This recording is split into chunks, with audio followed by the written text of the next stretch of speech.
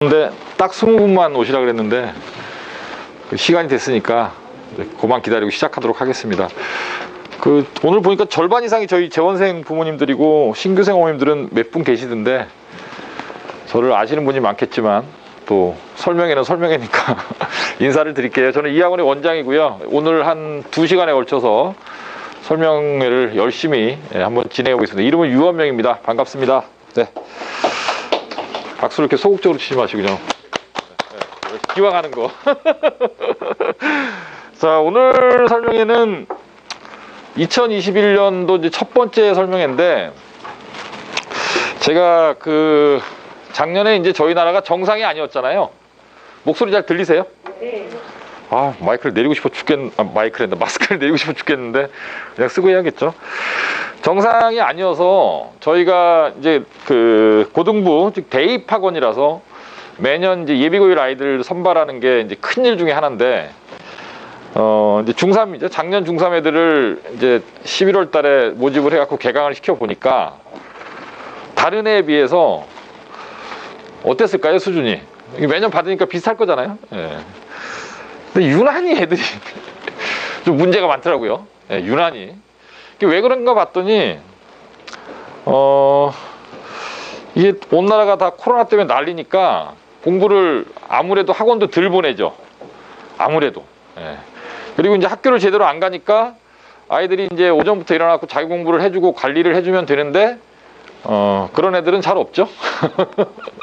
그렇죠? 예. 그러니까 아무래도 좀 학력 수준이 예전에 중3 애들에 비해서는 좀 많이 선행 상태도 그렇고, 예, 뭐 했다는데 비어있는 데도 많고 그렇더라고요. 그래서 이게 이제 올해도 작년에 이어서 올해도 사실 지금 예측 불허죠, 우리의 일정이. 그래서 중2, 중3 어머님들을 모시고, 아버님 어머님들을 모시고, 이게 중학교 때 뭘 좀 하고 와야 되나, 이런 얘기를 한번 해야겠다.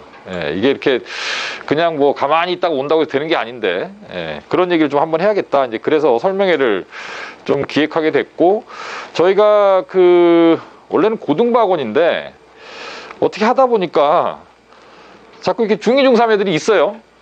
예, 여기 저희 학원 보내고 계신 분들도 많은데, 이게 원래 처음에는 그냥 고등부 애들 하다가 이렇게 좀 잘하는 애들이 있으면 고등학교 애들이랑 같이 할 수 있는 애들이 있으면 몇 명 받고 뭐 이렇게 해서 시작된 건데, 지금 어쨌든 중3 올라가는 애들만 지금 거의 이제 30명 가까이 되는 것 같아요, 벌써. 예, 그래갖고 저희는 사실 근데 중학생들을 이렇게 많이 받는 걸 원하지 않습니다. 솔직히 일단 교실이 없어요. 교실이 없어서 중학생들을 막 모집할 수 없는 상황이고요. 그리고 분위기가 이제 대입학원이다 보니까 중학교들이 저희 하고 나서 이제 적응을 잘 못하는 경우도 꽤 많아요. 일단 걔네들은 매일 공부하는 거에 대해서 약간의 거부감이 있어요. 근데 저희 학원은 이제 매일 공부하는 게 당연한 거거든요. 예. 그래서 중3 아이들은 지금 중3이 된 거죠. 올라온 학년으로 중3 아이들은 월화수목금토까지는 나오게 하는데, 예, 토요일 날 아침에 이제 공부하러 오라 그러면 이제 그거를 이상하게 생각하는 애들은 저희 학원을 못 오죠. 예, 토요일 오전은 공부할 수 있는 굉장히 좋은 시간이잖아요. 왜냐하면 집에 있으면 시간이 대충 가는데 학원 나와 있으면 뭘 하니까. 그리고 이제 자발적으로 일요일 날도 나와서 공부를 하는 중학생 아이들도 꽤 있죠. 이제 그걸 시키지 않아도 애들이 나와서 하는데, 이제 그런 게 정상인 그런 분위기 학원이다 보니 주말까지도 공부를 하는 게 아이들 입장에서는 조금 좀 부담스러울 수도 있고, 근데 분위기 자체가 뭐 이렇게 뭐 와르르 까르르 막 이런 분위기가 아니니까 나름 사뭇 대입에 최적화된 학원이다 보니 그런 분위기 속에서 이제 중학교 아이들이 저희하고 나서 잘 적응 못하는 경우도 생기고, 그리고 기본적으로 이제 중등 강사가 없죠, 저희 학원엔. 예, 다 이제 고등학생들 대학 보내는 걸 직업으로 하시는 분들이, 뭐 저희 학원에는 뭐 오래되신 분들 굉장히 많은데 10년 이상 된 분들도 꽤 있거든요. 선생님들 중에는 다 이제 대입을 하시는 분들이 중학교 아이들한테도 주로 고등과정을 가르치기 위해서 수업을 하시기 때문에 중학교 아이들 뭐 이렇게 좀 표현이 좀 그렇지만 이렇게 짤짤한 그런 내신이나 뭐 이런 거를 저희는 하지 않거든요. 예, 그러다 보니까 중학생들을 이렇게 마구마구 모집할 수는 없고, 이제 고등과정을 미리 준비할 수 있는 좀 뭔가 좀 의식이 있는 그런 아이들이 와서 좀 열심히 하는 그런 분위기. 예, 지금 그런 중등 아이들은 그런 상황이고요. 그래서 지금 저희 학원 뭐 개원한 지 10년이 넘었는데 이제 올해 또 그래서 서울대가 지금까지 55명 합격을 했고, 자, 소위 말하는 인서울대학은 1000명을 넘겼고, 그 다음에 작년에 이제 좀 유의미한 실적이라고 한다면 작년 학년 기준으로 중2, 중3 아이들 저희 과학 프리우스 반에서 이제 청문 올림피아드에 애들을 내보냈는데 이제 8명이 끝까지 캠프까지 가서 굉장히 좀 의미 있는 성과를 거뒀죠. 이따 또 말씀드리겠지만 쉬운 과정이 아닌데 어린아이들이 참 대단히 열심히 했고 아주 좋은 결과를 거뒀습니다. 그래서 대학 입시는 뭐 10년 넘게 적어도 이 지역에서는 1등을 하고 있는 학원인데, 제가 대학을 보내는 게 직업이에요. 제 직업이 학원 원장이 아니라 원서를 써서 애들 대학 보내는 게 직업이다 보니 한 명 한 명 이렇게 합격할 때마다 이제 기분이 참 좋죠. 부모님들은 보통 하나 아니면 둘이잖아요, 요새. 셋 있으세요, 셋? 있어도 손. 셋이 잘 없어요. 하나 아니면 둘인데, 부모님들이 이렇게 애가 딱, 우리 애가 내가 초등학교, 중학교, 고등학교 12년 가르쳐갖고 대학 딱 붙었다. 그래갖고 딱 그 인터넷으로 접속을 했더니 축하합니다, 합격입니다. 뭐 전화 받은 인터넷으로 확인했을 때 그 느낌이 어떻겠어요? 소름이 착 돋죠. 그죠? 저는 지금도 그 말하면서 소름이 돋는데, 저는 그거를 매년 수많은 아이들을 붙여가면서 그 느낌을 유지하고 있으니까 얼마나 이렇게 삶이 박진감이 넘치고 재미도 있고 보람도 있고 그러겠습니까? 그래서 굉장히 좋은 직업인 것 같아요. 성공시킬 수 있다면. 이제 가다가 이제 문제가 생기는 게 문제인데, 그래서 그 대학을 간다라는 거에 대해서 제가 좀 본질적으로 좀 생각을 좀 요새 많이 합니다. 이게 무슨 뜻이냐면, 지금 이제 2021년도인데 지금 대한민국에 대학이 몇 개쯤 있을까요? 150개에서 200개 사이쯤 있거든요. 대학이 많죠, 생각보다. 근데 이제 제가 상담을 하면서 아이들한테 물어봐요. 대학을 한번 대봐라. 그럼 애들이 제일 먼저 무슨 대학 될까요? 중학교 애들이 대학 서울대, 관악구에 사니까. 관악동작에 사는 애들은 서울대 다 하니까. 그 다음에 두 번째 연대가 나오는 애들이 있고 숭실대가 나오는 애들이 있어요. 가까우니까. 이렇게 서울대, 연대, 고대 이렇게 막 셀 거잖아요. 막 세다가 제가 20개 이상 되는 애들은 본 적이 없어요. 10개도 못 돼요, 10개도. 서울대, 연대, 고대, 그러다 전철역을 떠올리고 뭐 이대, 뭐 홍대 막 이렇게 하다가 그냥 멈추죠. 자, 부모님들도 아마 이 자리에 오신 그 부모님들한테 대학의 개수를 머릿속으로 한번 떠올려봐라 라고 했을 때 30개, 40개가 떠오르는 부모님들 잘 없을 겁니다. 근데 우리나라에는 무려 150개가 넘는 대학이 있어요. 근데 요새 뭐 이렇게 대학 통합, 폐합 이런 움직임이 많잖아요. 그렇게 한데 여전히 그렇게 많은 대학이 있고요. 그럼 여기서 이제 우리는 좀 마음의 결정을 해야 됩니다. 우리 아이한테, 현재 중학생 아이한테 대학을 꼭 가라라고 말하는 게 옳은가 그른가? 어떻게 생각해? 아니, 교수님 이렇게 온라인 수업을 하는데 온라인 수업이 좀 너무 재미가 없다, 뭐 이런 얘기를 좀 자꾸 한다. 불만이, 강의 평가 안 나오는 거죠. 그래갖고 이제 그 교수님이 유튜브를 한번 찾아봤대요. 강의 연구를 하려고. 그랬더니 저한테 그러는 거예요. 제가 이제 후배니까, 야, 헌명아, 근데 유튜브를 찾아보니까 왜 이렇게 강의 잘하는 사람이 많냐? 내 강의를 굳이 들 필요가 없겠어, 애들이. 그러는 거예요. 이제 그분이 저 서울에 있는 저 강북에 있는 모대학 교수인데, 그러면서 하시는 말씀이, 아니, 나는 정년이 얼마 안 남아서 이러고 있다가 은퇴를 하면 되는데, 야, 지금 이제 대학에서 그 아이들 지도하시는 그 젊은 교수분들은 굉장히 힘들 것 같다. 왜냐하면 아이들이 비교를 하잖아요, 자꾸. 그렇죠? 유튜브나 뭐 요새 그 외국 대학도 강의를 무료로 오픈하는 데도 굉장히 많거든요. 그러니까 이게 옛날처럼 꼭 가방 싸갖고 대학 가서 이렇게 강의실 찾아가서 교수님한테 수업 듣고 과제하고 막 이런 식의 전통적인 이런 수업 방식이 지금 아이들한테는 좀 안 맥히는 경우가 굉장히 많다라는 거예요. 그리고 실제로 애들이 이제 수업을 해도 뭐 그냥 잘 안 듣고, 왜냐면 안 듣고 집에 찾아보면 되니까. 왜냐하면 이게 컨텐츠가 넘쳐나는 세상인 거예요. 그건 또 하나 이제 그 대학을 가야 되느냐 말아야 되느냐에 있어 그런 의미가 있고. 근데 두 번째, 대학교 졸업장이라는 게 과연 우리 아이의 성공을 어느 정도로 뒷받침해주는 근거로서 쓰일 거냐. 우리나라가 지금 좋은 대학 나와도 취업 안 되는 그런 아이들이 많잖아요. 그렇죠? 그래서 지금은 이제 솔직하게 말씀드리면 어느 대학을 나오는 게 중요한 게 아니라요, 아이가 이제 뭘 할 줄 아느냐가 더 중요한 것 같아요. 대학 졸업장보다는. 그래서 이제 대학을 가야 되냐 말아야 되냐에 대해서 한 번쯤 생각을 하고 넘어가야 될 것 같고, 근데 저는 이제 제자들이 많잖아요. 제자들이 많고 뭐 좋은 대학에 간 아이들도 있고 좀 안 좋은 대학 간 아이들도 있는데, 확실히 조금 이렇게 우리가 이름을 잘 모르는, 조금 뭐 순위를 매기는 건 좀 그렇지만 한 중위권 정도 대학만 가도요, 대학 수업이 잘 안 된대요. 그리고 애들이 공부를 안 한답니다, 요즘 대학생들은. 예, 공부를 하는 애들이 얼마 없다는 거예요. 수업이 진행이 안 되는 거예요, 수업이. 뭔가 아이들이 좀 에너지를 갖고 열정적으로 수업에 참여를 해야 되는데, 그래서 제가 이런 생각을 하다가 요즘에 작년부터 이제 상담하면서 그런 얘기 굉장히 많이 하는데, 부모님한테 이렇게 말씀드려요. 저희 학원 들어오면 이제 예를 들면 고1이라고 가정을 해요. 고1이라고 가정을 했는데 입학구사를 딱 보잖아요. 입학구사를 딱 보고 뭐 국어, 영어, 수학 이런 점수를 확인하고, 이 아이가 여태까지 공부했던 경로, 중학교 때 뭐 졸업 100분위, 그 다음에 이 아이의 부모님으로부터 듣는 증언의 바탕으로 둔 성실도, 아이와 대화를 나눴을 때 아이가 자기를 표현할 수 있는 논리력, 그 다음에 저를 바라보는 눈빛, 공부에 대한 에너지, 이런 걸 딱 보고 판단해서 지금처럼 가면 30위권 내 대학은 무조건 못 간다. 그래서 선택해라 그래요, 선택해라. 근데 제 생각에는 그 밑에 우리가 이름을 모르는 대학을, 그것도 서울 살면서 지방까지, 서울에 살면서 굳이 지방까지, 우리가 이름도 모르는 대학을 거기까지 보낼 거면 지금 21세기 대한민국에서는 대학은 안 보내는 게 맞다. 의미가 없다, 의미가. 왜냐하면 고1 아이가 수강료를, 학원비를 한 달에 100만 원 쓴다고 가정해 봅시다. 그럼 1년에 1,200만 원이고요. 뭐 방학 때 좀 늘고 어쩌고저쩌고 그러면 고등학교 3년 동안 4천만 원이 넘어요. 그 돈을 써서 4년이라는 세월을 대학을 다니면서 등록금을 또 내고 그렇잖아요. 그럼 고등학교 3년, 대학교 4년, 7년 동안 학비를 대야 되잖아요.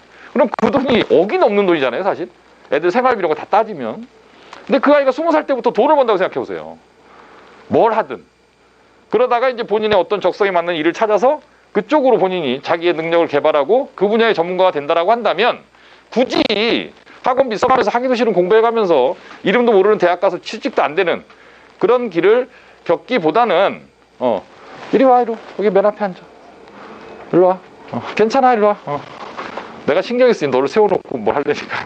이리 와, 이리 와.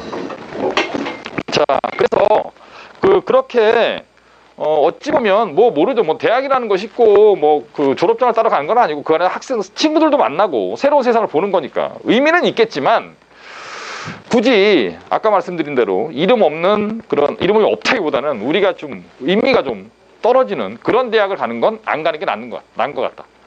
솔직한 생각입니다. 그래서 아까 말씀드렸던 고등학교 1학년 아이가 왔는데 그런 상황이다라고 제가 저는 금방 판단할 수 있거든요. 저는 원서 쓰는 사람이잖아요. 그러니까 1학년 내신이 뭐 몇 점 몇이다, 선행 상태가 어떻다, 그 다음에 모의고사 등급이 어떻다, 그 다음에 저희 입학고사 점수 딱 보면 딱 판단이 돼요. 아, 얘는 어느 대학 좀 원서를 쓰겠구나, 어떤 전형이 가능하겠구나, 얘는 학생부 전형을 접어야겠구나, 이런 게 판단이 되거든요. 그럴 거잖아요. 제가 뭐 저희 학원 애들이 뭐 고3 애들이 80명이다. 그럼 원서를 한 아이당 수시 원서를 6장 접수하죠. 그러면 원서를 400장 이상 넣었다는 얘기잖아요. 근데 400장의 원서를 내려면은 딱 400개만 검토할까요? 그렇지 않겠죠? 한 아이당 보통 10개 이상은 여러 가지 경우의 수를 따져봐야 되니까.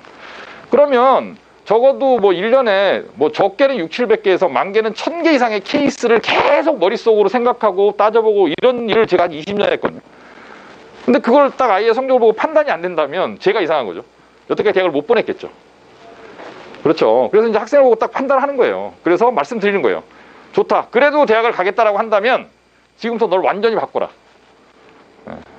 완전히 바꿔라. 그냥 아침에 눈 뜨면 오늘 뭐 공부할까 생각하고, 저녁에 눈 감으면서 오늘 공부했던 거를 파노라마처럼 떠올리면서 잠들고, 토요일 아침에는 항상 일찍 나와서 공부하고, 이런 식으로 네 생활을 바꾸고, 내가 짜주는 대로 공부할 자신 있으면 들어오고, 안 그러면은 난 안 받겠다. 너 못 보내니까. 이렇게 얘기하면 아이들이 뭐라 그럴까요? 안 온다 그래요. 안 온다. 딜을 하기, 딜을. 토요일 날도요? 처음에는 일요일 날도요? 그러다가 토요일 날도요? 아니, 일요일 날은 무슨 특별한 날이냐? 시간 있으면 공부하는 거지. 그런 거죠. 예. 그러니까 그 지경에 이르기 전에 뭔가 중학교 때부터 이제 그런 판단을 해야 된다. 대학은 그런 거다. 일단 보내겠다라고 판단을 하신다면 제 의견에서는 의미 있는 대학을 보내라. 의미 있는 대학. 예. 그냥 무조건 뭐 대학만 보낸다고 되는 건 아니다라는 거예요. 지금 대학 졸업한 애들이 어디 뭐 노량진으로 어디로 뭐 공무원 시험 준비한다, 취준생이다 난리잖아요.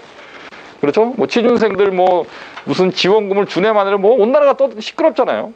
취직하는 것도 그렇게 힘든가 봐요, 요새는. 저는 뭐 취직을 한 번도 안 해봐서 모르겠는데, 예. 그리고 저는 애들이 아직 어려서 그런 고민을 아직 안 하고 있는데, 어쨌든 제 애들한테는 저 똑같은 고민을 하거든요.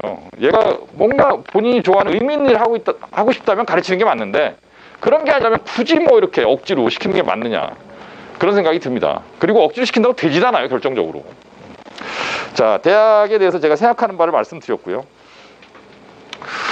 자, 그래서 이제 결국 대학 진학이라는 건 이제 어떻게 키울까인가의 문제다. 우리 아이를 어떤 방향으로 키울 것인가, 이런 문제고요. 대학 입시를 하는 게 제 직업이지만 저는 꼭 대학을 전부 다 가야 된다고 생각하지 않는다.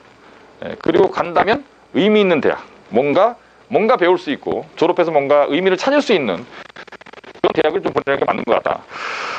그 다음에 이제 중등과 이제 대입인데, 이건 이제 왜 이런 글을 여러분한테 보내드리냐면, 이게 정상적으로 만약에 우리가 교육과정이 제대로 돼 있다면, 중학교 때 열심히 공부를 했던 아이가 그대로 중학교 과정에서 고등학교 과정을 또 열심히 공부하고 고등학교를 열심히 다니면 대학을 가는 게 맞겠죠.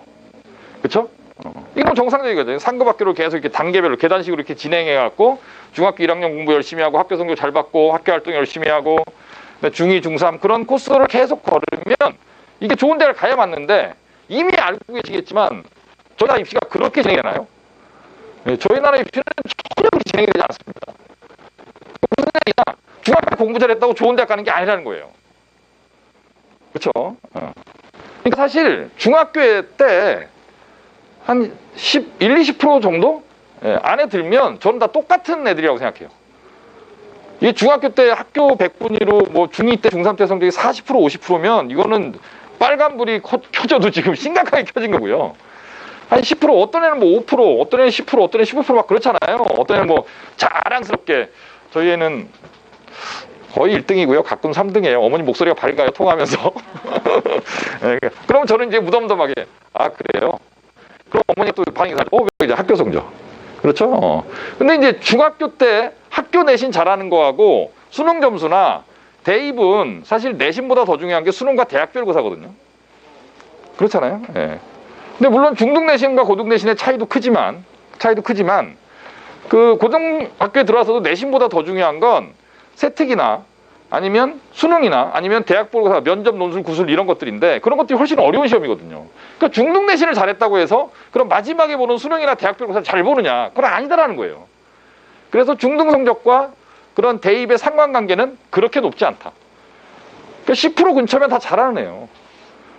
다 웬만한 그 중등 과정과 그 다음에 대입과의 상관관계 그리 높지 않다. 중학교 때 1등을 했느냐, 2등을 했느냐, 평균이 98이었느냐, 97이었느냐, 96이었느냐, 아니면 올 A였느냐, 이런 것들은 사실은 대학 갈 때 직접적인 어떤 상관관계를 갖지 않는다. 이런 거예요. 오늘 설명의 목적도 그거예요, 사실. 오늘 설명의 목적도 그 얘기를 하려고 제가 이제 부모님도 오시라 그런 건데, 그러면 이게 그런 필연적으로 원장님 그렇게 생각하신다면, 그러면 도대체 중학교 3학년 때 뭘 해야 하나요? 이런 문제로 귀결되는 거죠. 중3 1년을, 중2라고 한다면 앞으로 2년을 어떻게 보낼 것인가? 이 문제가 이제 딱 대두되는 거죠. 자, 그 다음 문제는 이제 대입 준비의 주체인데, 이것도 좀 웃긴 얘기인데, 자, 대학은 애가 가는 거죠. 그죠? 아이가 가는 거죠. 그럼 이제 가는 건 아이가 갑니다. 그럼 보내는 건 누가 보내는 거예요? 공부는 아이가 하는 건데, 아이가 뭐 대학 입시를 지금 알지 못할 거잖아요, 중학교 아이가. 그럼 누군가 보내야 되잖아요, 걔를. 가이드를 해줘야 돼. 그건 누가 하는 거예요?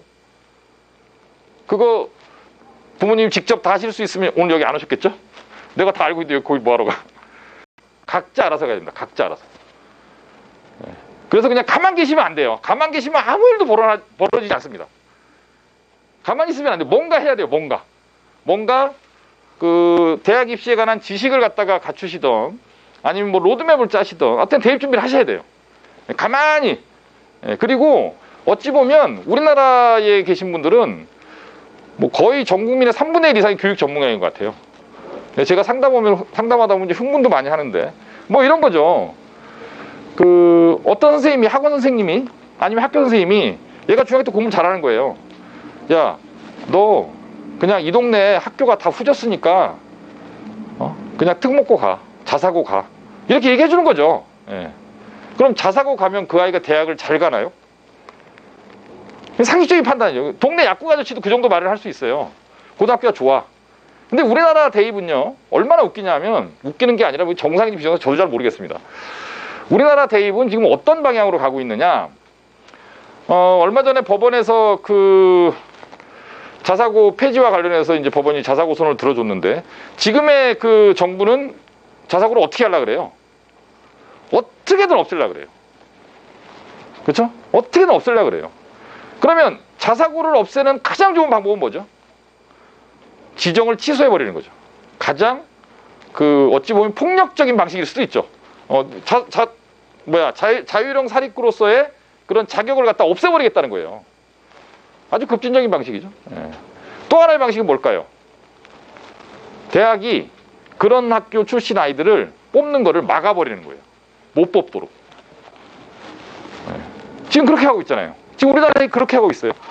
자, 그런 특정한 그 뭔가 네임밸류를 갖고 있는 고등학교 아이들을 못 뽑게 하는 방식. 자, 첫 번째가 뭐죠? 학종에서 온갖 비교과라고 했던 것들을 다 없애버리는 거죠. 수상실적 없애고, 봉사활동 기록 없애고, 그죠? 독서 활동 기록 없애고, 자기소개서 없애고, 소논문 없애고, 자율동아리 없애고, 다 없애는 거예요. 그럼 대학은 미쳐요. 아이고, 도대체 어떻게 뽑으라는 거야? 성적만 갖고 뽑지 말고 그 아이를 종합적으로 평가해서 뽑으래매. 이게 학종이잖아요. 근데 뭘 보고 종합적으로 뽑는 거예요? 뭘 보고? 알 수가 없는 게 대학은. 그럼 대학은 이제 무슨 생각을 하게 되죠? 누군가를 뽑아야 되는데, 그렇죠? 누군가를 뽑아야 되는데 뭘 볼 수가 없게 만들어 놓으니 어떻게 하는 거예요? 공을. 그러면 고등학교에 던지는 거예요. 그러면 학교에서 보내, 몇 명씩. 그게 뭐죠?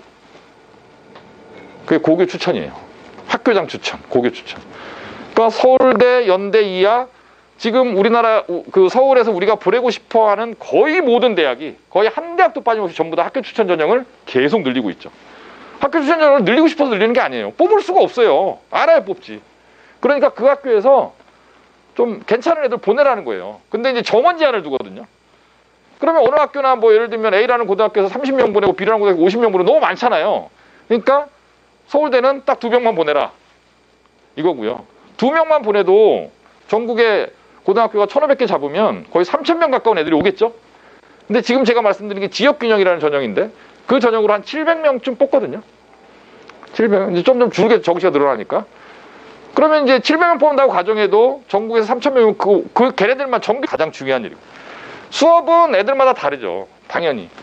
애들마다 다 다를 수밖에 없고, 그 다음에 이제 아예 능력치에 따라, 계열에 따라, 그 다음에 지금 선행 상황에 따라 이렇게 다른 거고요. 자, 아까 제가 말씀드린 이제 특목자사와 일반고 이런 건데, 수준 높은 수업을 원한다. 학교의 교육과정. 예, 그런 걸로 봐서 우리 아이가 할 수만 있다면, 우리나라에서 제일 좋은 고등학교는 당연히 영재고예요. 좋죠. 그죠? 좋은 선생님들, 좋은 아이들. 그 다음에 대입하고 직접적인 관련이 없는 교육과정. 정말 영재들을 길러내는 교육과정. 이런 거죠. 근데 이것도 문제가 뭐냐면, 우리나라 영재고는 영재가 가는 게 아니죠. 우리나라 영재고는 어떻게 가는 거예요? 학원을 많이 보내. 그렇죠? 학원을 많이 보내. 영재고를 학원을 안 다니고 가는 케이스는 거의 없고요. 그렇죠? 그럼 영재고를 제외한 그 다음 이제 부모님들의 관심사는 어디죠? 과고죠, 과고. 그렇죠? 과고, 그 다음에 전국 단위 자사 이런 데들이죠. 뭐 Y모 고등학교, H모 고등학교 뭐 이런 데들인데, 그런 데들은 제가 아까 말씀드린 대로 저는 아이들 과고 보내는 거 찬성하지 않아요. 과거가 갖고 있는 우리 지역에서 과거로 갔을 때 생기는 가장 큰 문제. 과거도 옛날에 영재고가 지금처럼 없을 때는, 영재고가 생기기 전에, 그리고 지금처럼 영재고가 지금 많잖아요. 그렇죠? 많으니까 그렇게 많기 전에는 과거도 좋은 대학을 많이 갔다라는 거죠. 근데 지금 과거는 그렇게 좋은 대학을 많이 못 가요. 왜 그러냐면 대학은 이게 겉으로 대놓고 말을 안 하는데, 이런 일반고 아이들을 뽑는 비율과 이런 좀 특별한 고등학교 아이들을 뽑는 비율을 묘하게 유지하고 있습니다. 묘하게. 왜냐하면 그거는 어떤 특정 분야에서 뛰어난 뭐 수학과에 뛰어난 아이들을 뽑고 싶어하는 욕심도 있으나, 또 그런 애들을 갖다 확 뽑아버리면 이게 문제가 생기죠. 그 대학교는 특목 아이들만. 과거 아이들만 선발한다. 그러니까 일반 과외를 뽑을 수밖에 없거든요. 묘한 균형이 있어요. 조금씩 차이는 있지만. 그러니까 어차피 일반고 아이들이 가는 이런 풀과 이런 특목자사가 가는 풀이 다른 거예요. 대학 가는 풀이. 그런데 거기에 제 상단에 영재고가 있는 거고. 그 영재고 애들을 우선적으로 뽑는 거죠. 근데 옛날에 영재고 없을 때는 과거를 많이 뽑았지만 지금은 영재고 떨어지고 과거 가잖아요. 요즘 아이들은. 그러니까 대학이 봤을 때는 그냥 좀 이렇게 단계가 낮은 애들이에요. 그러다 보니까 뽑을 수 있는 명수가 제한돼 있고, 그래서 과거를 가더라도 과거에서 한 20, 30% 안에 들지 않으면 사실은 그 아이가 일반고를 갔을 때 갈 수 있는 대학보다 과거를 가서 더 좋은 대학을 간다라고 장담을 할 수 없다라는 거예요. 그 내신으로 얘기하면 한 3등급 때까지는 어떻게 괜찮죠. 근데 이제 4, 5 이렇게 떨어지게 되면 사실 일반고 가서 갈 수 있는 대학보다 더 좋은 대학을 가는 경우가 별로 없는 거죠. 자, 그러면 내신이 안 좋고 그러니까 과거 가서 내신이 안 좋잖아요. 당연히 안 좋겠죠. 왜냐하면 경쟁하는 애들이 다르니까요. 그렇죠? 근데 우리 지역 아이들은 좀 슬프게도, 슬픈 건지 다행스러운 건지 모르겠는데, 과거에 들어오는 다른 지역 아이들에 비해서는 선행이 늦어요. 우리 애들은. 그렇잖아요. 대부분. 그래서 붙어봤자 거기 가서 두각을 드러내기가 대단히 어렵다는 거예요. 붙어봤자. 근데 두 번째는 제가 과거 아이들 갖다 농담으로 가끔 과거 애들이 2학년 한 2학기 때쯤에 와요. 컨설팅 의뢰가 와요. 만나보면 가장 큰 문제가 뭐냐? 영어 바보예요. 국어 바보고. 하도 수학 공부만 해갖고 국어 영어가 안 돼요, 애들이. 그래서 이제 중3 때도 무슨 문제가 생기냐면 과거를 갖다가 계속 준비했다는 거예요. 수학 과학만 뭐 물화생지 다 하고 수학은 뭐 미적분까지 다 하고 막 그랬다는 거예요. 그래갖고 뭐 중2 때부터 시작했대요, 과거 준비를. 그래갖고 이제 과거 떨어지고 저한테 딱 전화가 와요. 원장님 어떻게 떨어졌는데요? 그럼 제가 제일 먼저 뭐 물어보는지 아세요? 저 혹시 영어는 그동안 시키셨나요? 안 했죠. 수학 과학 할 시간도 없는데. 그래서 제가 이 얘기를 왜 하죠? 그러면 과거를 갔는데 좋은 내신을 못 받아서 수시가 안 되면 정시밖에 안 남는데 정시에는 국어 영어를 다 봐야 되잖아요. 과거 들어가는 순간 정시 가능성 거의 없는 거예요. 국어 영어도 시간을 투자해야 되잖아요.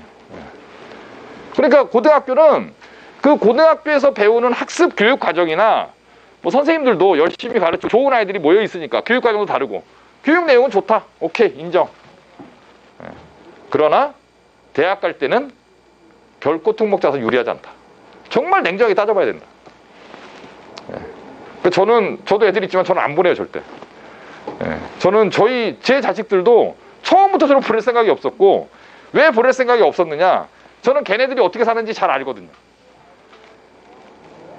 이런 과거 같은 고등학교 정원이 몇 명인지 아세요? 몇 명쯤 될까요, 대략? 정말 관심이 없으시군요. 1000명? 과거 한 학교당? 100명대예요. 100명. 120명? 뭐 이 정도거든요. 걔네들이 같은 공간에 모여 살잖아요. 기숙사 생활을 하잖아요. 얼마나 친하겠어요. 그렇죠? 그래갖고 예전에 이제 과거가 조기 졸업이 있던 시절에 무슨 일이 있었냐면 조기 졸업하고 애들이 어딜 카이스트를 많이 갔거든요. 과거 전성시대 옛날에. 이제 카이스트를 가면 애들이 2학년 때 이제 카이스트 합격을 확정 짓잖아요. 근데 그 다음에 기말고사를 봐요. 그러면 걔네들이 합격한 애들이 일부러 배지를 내줘요. 왜 그럴까요? 남아있는 애들 등급 올려주려고. 의리예요. 친구들끼리 의리. 이런 해프닝도 있었는데, 자, 지금은 어떤 상황이냐면 과거 내에서도 내신 경쟁이 너무 치열한 거예요. 그러니까 저기 가면 2호선 타고 8정거장 가면 설릉역이 있고요. 설릉역에서 조금 걸어가면 우리나라의 학원이 다 몰려있는 동네가 있습니다. 어머님들도 한 번쯤은 가보셨을 것 같은데 거기 가면 이런 조그만 학원들에서 무슨 과목 반들이 막 있어요. 팀 수업이죠. 그렇죠? 저희 학원 과학 선생님들한테도 이런 팀 수업 의뢰가 많이 들어와요. 무슨 과거에 어떤 과목 몇 명. 그래갖고 엄마들이 돈을 모아서 얼마를 드리겠다. 뭐 이런 수업이 막 들어오는 거죠. 의뢰가. 그렇죠? 근데 그러면 그 팀에 들어가려면 어떻게 해야 돼요? 엄마가 정치를 해야 돼요. 학부모 모임에 나가야 되고 그 엄마들을 만나야 되고 팀을 짜야 되고 선생님을 섭외해야 돼요. 선생님을. 뭐 물리에는 어떤 선생님, 화학에는 어떤 선생님 섭외를 하러 다녀야 돼. 그리고 애는 자기 팀에 있는 아이들끼리는 어느 정도 친하게 수업도 같이 듣고 다른 팀에 있는 애들끼리는 자기가 들었던 학원에 들었던 수업 내용을 공유하면 되나요, 안 되나요? 애들이 그렇게 사는 거예요. 물론 이게 일반화 시킬 수는 있지는 않지만 제가 그런 케이스를 너무 얘를 얘 밑에 두지는 말아라. 적어도 대입이라는 울타리에서는, 대입이라는 틀 안에서는 얘는 얘 밑으로 가는 게 아니에요. 지금은 일반고가 대학 가기 더 좋은 세상이에요. 훨씬 더 좋아요. 일반고를 가면 일단 불가능한 전형이 없어져요. 모든 전형을 다 할 수 있어요. 아까 말씀드린 정시는 수능 갖고 수능 공부하면 되죠. 그러면 쟤네들은 수능을 처음부터 잘하나요? 아, 절대 그렇지 않아요. 수능은 공부 열심히. 제가 어저께인가 상담을 했는데 저기 대방동에 산다는 애인데 미림역을 갔더라고요. 거기서. 그래서 아니 거기서 왜 미림역으로 보내셨어요? 그랬더니 이런 숭이역으로 가는 것보다 미림역 가는 게 유리하다는 거예요. 그래갖고 내가 어머니 하나는 알고 둘은 모르셨네요. 그러니까 이제 맞죠? 예, 그럴 수 있습니다. 예. 숭이여고 애들이 특히 이과 애들은 잘하는 애들이 많고, 근데 이제 미림여고는 이제 이과 명수가 너무 적어요. 그러니까 이과 명수가 제가 알고 있기로 50명이 안 될걸요. 예. 근데 50명이 안 되는데 물화생기는 선택하게 돼요. 아, 미림은 1학년 때 물리를 하구나. 뭐 예를 들면 과학 선택하는 사람이 학생이 한 과목당 40명이다. 그럼 1등급이 4%잖아요. 그럼 1등급 1.6명. 그러니까 한 명 아니면 두 명이라 1등급이. 그 명수는 이게 이과 명수가 100명대가 넘어가는 거와 100명이 안 되는 거, 50명 이하인 거는 굉장히 큰 차이입니다.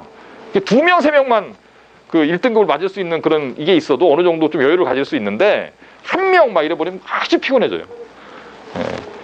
그리고 뭐 학교 얘기는 제가 할 얘기는 많은데 올가을에 실컷 할 거니까 올가을에 제가 고등학교 선택 설명회를 할 때 하나하나 자세하게 말씀드리는데 그때도 또 말씀드리기로 하고요. 자, 고등학교 입학 전에 이제 뭘 해야 되느냐. 고등학교 입학 전에 뭘 해야 될까요? 엄마 아버지는 뭘 하셔야 돼요? 저축을 하셔야죠. 학원비를 내야 되는데. 저축을 하셔야죠. 엄마 아버지는. 학원비 생각보다 많이 들어요. 아유, 벌써부터 표정이 안 좋으시네. 제가 괜한 말을 꺼내갖고 여기까지 오시라 그래서. 자, 아이들은 자, 이게 이제 들어보셨죠? 예. 제가 어저께 내일 설명을 할 때 무슨 말을 할까 생각하다가 딱 이 말이 생각나더라고요. 버나드 쇼라는 극작가인데 이 사람이 이제 묘비명에 써 있는 말인데 이 해석을 두고는 이제 뭐 이렇게 뭐 이 말이 위에처럼 해석 안 된다는 학설도 있어요. 직역하면 해석이 뭐 I knew I stayed around long enough 그러면 내가 이렇게 오랫동안 이 세상에 머물렀다면 오래 살았으니까 언젠가는 나한테 죽음이 찾아오겠지 라는 걸 알았다. 이런 뜻도 되고요. 예, 그렇게 해석할 수도 있고 여기처럼 우물쭈물하다가 이렇게 될 줄 알았지. 자, 이게 무슨 뜻이냐면 제가 이 얘기를 왜 써놨냐면 작년에도 느끼셨겠지만 1년이 정말 금방 갑니다. 예, 그래서 지금 요새 고등학교 1학년 아이들이 2월 마지막 주잖아요. 이제 고등학교 가야 되는 거예요. 이제 전화가 와요, 학원으로.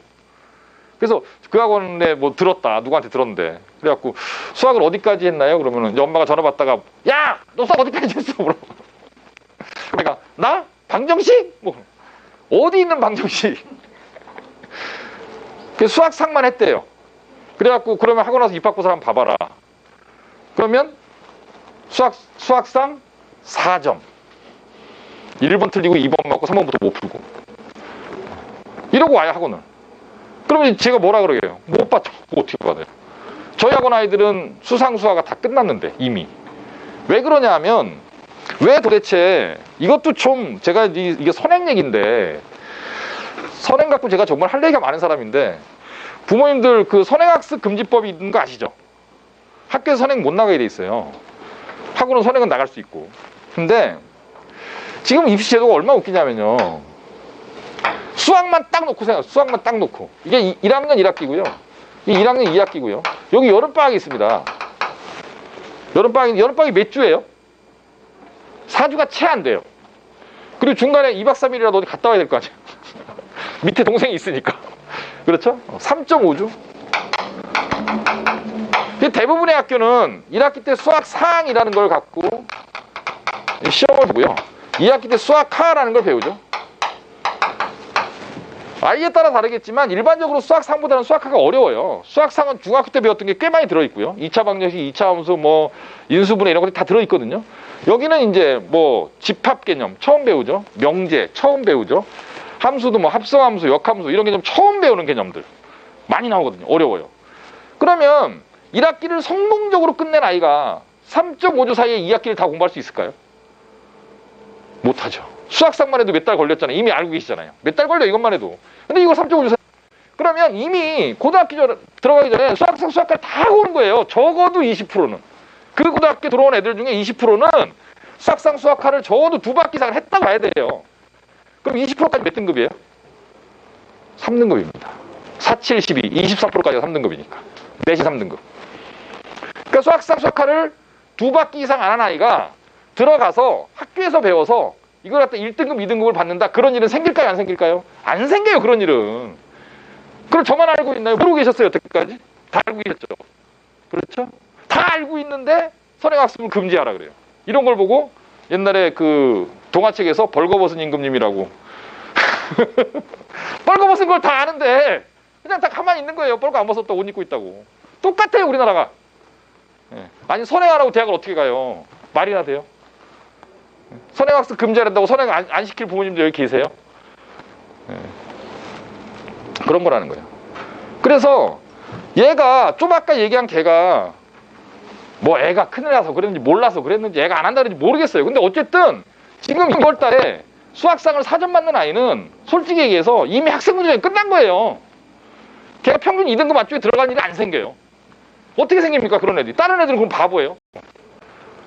그러니까 지금 중3 때, 중2, 중3 때 그냥 가만히 있다가 아유 그래 3월부터 한번 시켜보라는데 애가 싫어 엄마. 아유 거기는 뭐 매일 오라 그러는데 왜 안 가? 공부 안 해. 됐어 학원 다니잖아. 나 다 A인데 뭐 이런 말로 엄마를 이기고 있는 거죠. 가만히 있다가 4월, 5월 이렇게 가면 이런 일이 수학만 생기는 게 아니라는 거예요. 다른 과목도 똑같이 제가 수학의 예를 든 거죠. 가장 대표적인 과목이니까. 그래서 가만히 있으면 절대로 안 됩니다. 그러다간 정말 고등학교 들어갈 때 무대책으로 들어가는 일이 생겨요. 자, 그래서 중3 때 뭘 해야 되느냐. 제가 좀 어려운 용어인데 레디컬하다는 말을 이걸 저 레디컬하다 되게 잘난 척하려고 그런 건 레디컬이라는 형용사는 두 가지 의미가 있어요. 하나는 근본적이라는 뜻이 있고요. 하나는 급진적이라는 뜻이 있습니다. 제가 두 개를 다 표현하고 싶어서 자 급진적인 방식으로 그리고 근본적인 방식으로 취약 지점을 올해 1년에 보완하고 그 다음에 고등학교에 어려운 공부를 하는 기반 능력을 키우는 것. 이게 한마디로 중3 때 될 일이죠. 자, 이 급진적인 방식이라는 건 뭐냐? 자, 우리 아이가 이과를 간대요. 우리 부모도 다 이과를 보내기로 결정을 했습니다. 그런데 중3인데 중3 3월인데 고등수학을 안 했습니다. 선행을. 중3 과정도 안 했어요. 아직 중2 것까지만 했어요. 코로나 때문에 겨울도 쉬었어. 중3 3월인데 그럼 이 아이는 국어도 하고 영어도 하고 독서도 하고 과학 선행도 하고 그러면 제일 좋은데 그럼 제일 좋죠? 그런데 그런 거 다 하다가 수학을 놓치면 큰일이 생기죠? 그렇죠? 그러니까 이제 레디컬한 급진적인 방식이라는 건 뭐냐면 그러면 얘는 예를 들면 수학 8교시 국어 4교시 영어 4교시 다 합치면 몇 교시? 16교시죠? 그럼 얘는 수학 12교시 수학 16교시 이 급진적인 방식이랑 이런 뜻이에요. 그 아이한테 맞는 중3 때는 내신이 중요한 게 아니라니까요. 고등학교 올라가기 전에 그러니까 예를 들면 군대 가기 전에 뭐 아픈데 다 병원 가서 고치고 가야 되잖아요. 군대 가서 뭐 이가 썩었네 뭐 이러면 안 되니까 고등학교 가기 전에 이 아이가 갖고 있는 약점들을 다 보완해 놓고 정상적인 어떤 상태에서 모든 게 다 균형 잡힌 상태에서 이렇게 쫙 밀어붙일 수 있도록 이거를 좀 파격적이고 급진적인 방식으로 준비하는 게 좋다. 중학교 3학년 내신은 정말 이거는 공교육의 어떤 방향성하고 역행하는 말이지만 대충 하고 그게 대학을 보내는 거하고 크게 상관관계 없다고 아까 제가 말씀드렸잖아요. 좀 급진적인 방식으로 근본적으로 처음부터 고민해서 읽기가 안 되는 애들은 읽기를 시키고 연산이 안 되는 애들은 연산을 시키고 영어 듣기가 안 되는 애들은 영어 듣기를 시키고 어휘가 부족한 아이들은 어휘 시키고 근본적으로 고등학교 가기 위해서 전 단계에서 할 수 있는 걸 올해 1년 아니면 언제 해요? 그렇죠? 저희가 정상적으로 예비고일 딱 출발이 11월이잖아요. 2021년 11월 10일 경 그 유명한 7주 프로젝트가 출발하는 7주 과정, 7주 더 체인지 프로젝트라고 부르는데 뭐 요 얘기는 좀 이따 하겠지만 요게 이제 2021년 11월 11일 출발하거든요. 그랬을 때에 그때 와서 수학을 하나도 안 했어요. 우리 애는 영어 단어 시험 봤는데 25문제 중에 3개 맞았어요. 이러지 말고 기반 능력을 어려운 공부를 할 수 있는 기반 능력을 미리미리 착착착착 다져서 이때 딱 출발할 때 적어도 맨 앞줄이나 그 뒷줄 정도에서는 출발할 수 있도록 만들어 놓는 거. 그게 지금 때 해야 되는 일이에요. 자꾸 욕심내지 말고. 어머님들 그런 거 있잖아요. 그 우리 동네에 그 논술 선생님이 잘하는 사람이 있고 엄마들 5명이 모여서 시킨다고 시간표가 안 나오고 막 이런 문제, 그런 얘기 자꾸 하지 마시고. 그럼 많이 하잖아요. 누가 잘하는 사람이 있어도 보내야 되고. 차 띄고 퍼 띄고 하면 안 된다니까요. 시간이 없어요. 그럴 시간이. 하지 말라는 얘기가 아니라 제일 중요한 거를 일단 채워놓고 그 다음에 부족한 걸 이렇게 붙이는, 뭐가 메인이고 뭐가 보존지. 그렇죠? 그걸 지금 해야 되는 거예요. 중3 1년 동안에. 그걸 만들어 놓고 올겨울 맞이해야지, 그래야 의미 있는 이제 수험생활을 시작할 수 있다. 제가 이렇게 협박도 위협도 이것도 아니에요. 그냥 우리가 1년 동안 뭔가를 한다면 그걸 해야 된다. 이해 가시죠? 뭔 얘기인지. 우리 1년 동안 뭔가를 한다면 그걸 해야 되는 거예요. 저희 학원에 제가 유튜브에 설명회를 많이 올려놓잖아요. 보신 분들 많겠지만, 그러니까 멀리서 많이 와요. 그래서 지금 저희 학원에 다니고 있는 애 중에 제일 먼 애는 일산에서 다니는 애예요. 중3 되는 애예요. 중3 되는 애. 그 어머니 오늘 설명회는 안 오신 것 같은데. 그 애한테 똑같은 얘기 했어요. 너무 에너지가 좋은 아이예요. 에너지가 좋은 아이인데 어떤 그분이 오신 거죠? 한 번씩 왔다 갔잖아요, 그분이. 그죠? 그죠? 우리 북한에 있는 우리 김정은이가 그게 무서워서 우리나라를 못 쳐들어온다면서요. 중위가 무서워서. 그러면서 도대체 예측 불가, 그렇죠? 예측되지 않는 행동과 예측될 수 없는 사고를 가진 그들 왔다 가신 거예요. 근데 굉장히 지금 정상 돌아왔죠, 얘가. 근데 굉장히 에너지가 많았는데 공부가 안 돼 있는 거예요. 근데 이과를 가겠다. 그래서 제가 굉장히 레드컬한 방식으로 이렇게 시키자 했더니 어머니 오케이 좋습니다. 그 엄마는 무슨 생각? 원장님 중3 때 학교 안 보내도 돼요. 제가 큰애 키워보니까 소용없어. 그래도 어머니 학교는 졸업은 해야지. 졸업은 시킬 건데 대충 조퇴도 하고 뭐라 그러죠 그거? 체험학습 그것도 내고 그냥 학원 보내겠대. 제가 오늘 모 고등학교 선생님하고 통화를 했는데, 요 근처 고등학교인데, 다음 주부터 어떻게 하세요? 그랬더니 고3은 계속 등원시키고 등원이란다. 학교지. 고3은 계속 등교시키고 고1, 고2는 격주로 한대요. 그렇다 그러더라고요. 그래서 3분의 2로 유지한다고. 중학교는 어때요? 3주? 1사는 3주, 2학년만 1주는. 이해를 못했어요. 제가 머리가 아픈가 봐요. 1, 3학년이 3대로 간다고요, 한 달에. 2학년은? 2학년이 정기가. 1학년은 적응하라고. 3학년은 3학년이니까. 그렇구나. 그러면 이제 중3 아이들은 그 3주는 학교 가고 1주는 안 가는 거고, 중2 애들은 반반을 가고 그런 정도 하겠네. 1주 갔네. 그럼 또 큰일 났네, 중2는. 그래서 저희 이제 학부모 밴드가 있는데, 밴드 이제 제가 오늘 초안을 넘겼으니까 글이 올라갈 거예요. 저희가 2020년도 1년 동안 저희 자습실 있잖아요, 8층. 1년 내내 아침에 열었어요. 1년 내내. 방법이 고3 애들이 있으니까, 얘네들이 집에서 딱 일어나서 학교 온라인 수업을 열심히 듣고, 그죠? 그 다음에 딱 온라인 수업 끝나면 학원을 와주면 좋은데, 엄마들이랑 통화를 해보면, 정말 애들은 믿으면 안 돼. 제 좌우명이 전국 1등도 믿지 말라거든요. 엄마가 그래, 선생님 미치겠어요. 눈은 뜨네, 눈은. 그래서 일단 출석을 한대. 그리고는 다시 잔대요. 틀어놓고. 아니면 PC 틀어놓고 전화기 계속 뭘 하고 있대. 뭘 하다 보면 카톡하고 있고 게임하고. 여기 계신 보육분들 애들도 그랬나요 혹시? 안 그러죠? 다 착하니까. 딱딱 일어나서 잘하죠? 1교시, 2교시, 3교시 딱딱 맞춰서. 그래서 제가 저는 이제 애들 공부를 시켜야 되는데 도저히 안 되겠는 거예요. 그래갖고 제가 시켰죠. 너는 아침에 무조건 나와. 그때 온라인 수업 들어야 되는데 시끄러. 와서 들어. 그리고 엄마한테 그 노트북이나 패드를 하나 사줘라. 하고 나서 듣게 해라. 그리고 공사를 했죠. 인터넷 공사를. 이게 뭐라 그래? 회선을 늘린 거죠. 예. 회선을 돈을 많이 주고 애들 속도가 여러 명이 한꺼번에 접속하면 속도가 느려지니까 이게 기업형으로 갈아라. 6층, 8층은. 이렇게 저희 인터넷 속도가 굉장히 빨라졌죠. 덕분에. 예. 그랬죠. 그래서 1년 내내 아침에 열었어요. 예. 1년 내내. 올해도 가만 보니까 심상치가 않아. 그래서 3월 2일부터 그냥 아침 오픈을 계속한다. 그래서 이제 본인이 이제 신청하는 학부모나 학생이 신청하는 학생들은 그러니까 오고 싶으면 오면 안 되고 신청하고 오게. 그래야 저희 출결 관리를 하니까. 그리고 선생님들한테 뽑으라 그랬어요. 얘는 무조건 와야 되는 애. 얘는 집에 있으면 빤한 애. 안 봐도 비디오야. 그럼 얘는 무조건 불러. 그 선생님들이 찍어. 근데 애들은 선생님 오라고 그러거든요. 너너 와. 왜 쟤는 안 오라 그래? 저만 오라 그래요. 그 이유는 네가 더 잘 알잖아. 아이씨. 그래 오는 거지. 아침 오픈합니다. 3월 1일부터 계속. 네. 뭐 어쨌든 그런데 그래서 이제 그 일산에서 온다는 아이고 제가 이제 그렇게 만들. 이과 할 건데 수학 안 되겠다. 수학에 그냥 몰빵하자. 당분간 몇 달 동안. 그리고 어느 정도 올라오면 그때 딴 거 하나씩 넣어가면서 늘리겠다. 그런 거예요. 두 번째로 멀리서 온 애는 평촌에서 다녀요. 저희 학원 유명하죠. 네. 그냥 아무 이유도 없어요. 그냥 어머님이 유튜브로 설명을 보셨대요. 우리 동네는 왜 이런 학원이 없냐는 거예요. 이런 학원이 어떤 학원이에요? 아침부터 문 여는 학원? 너는 나와라? 네. 저희 학원은 글쎄요.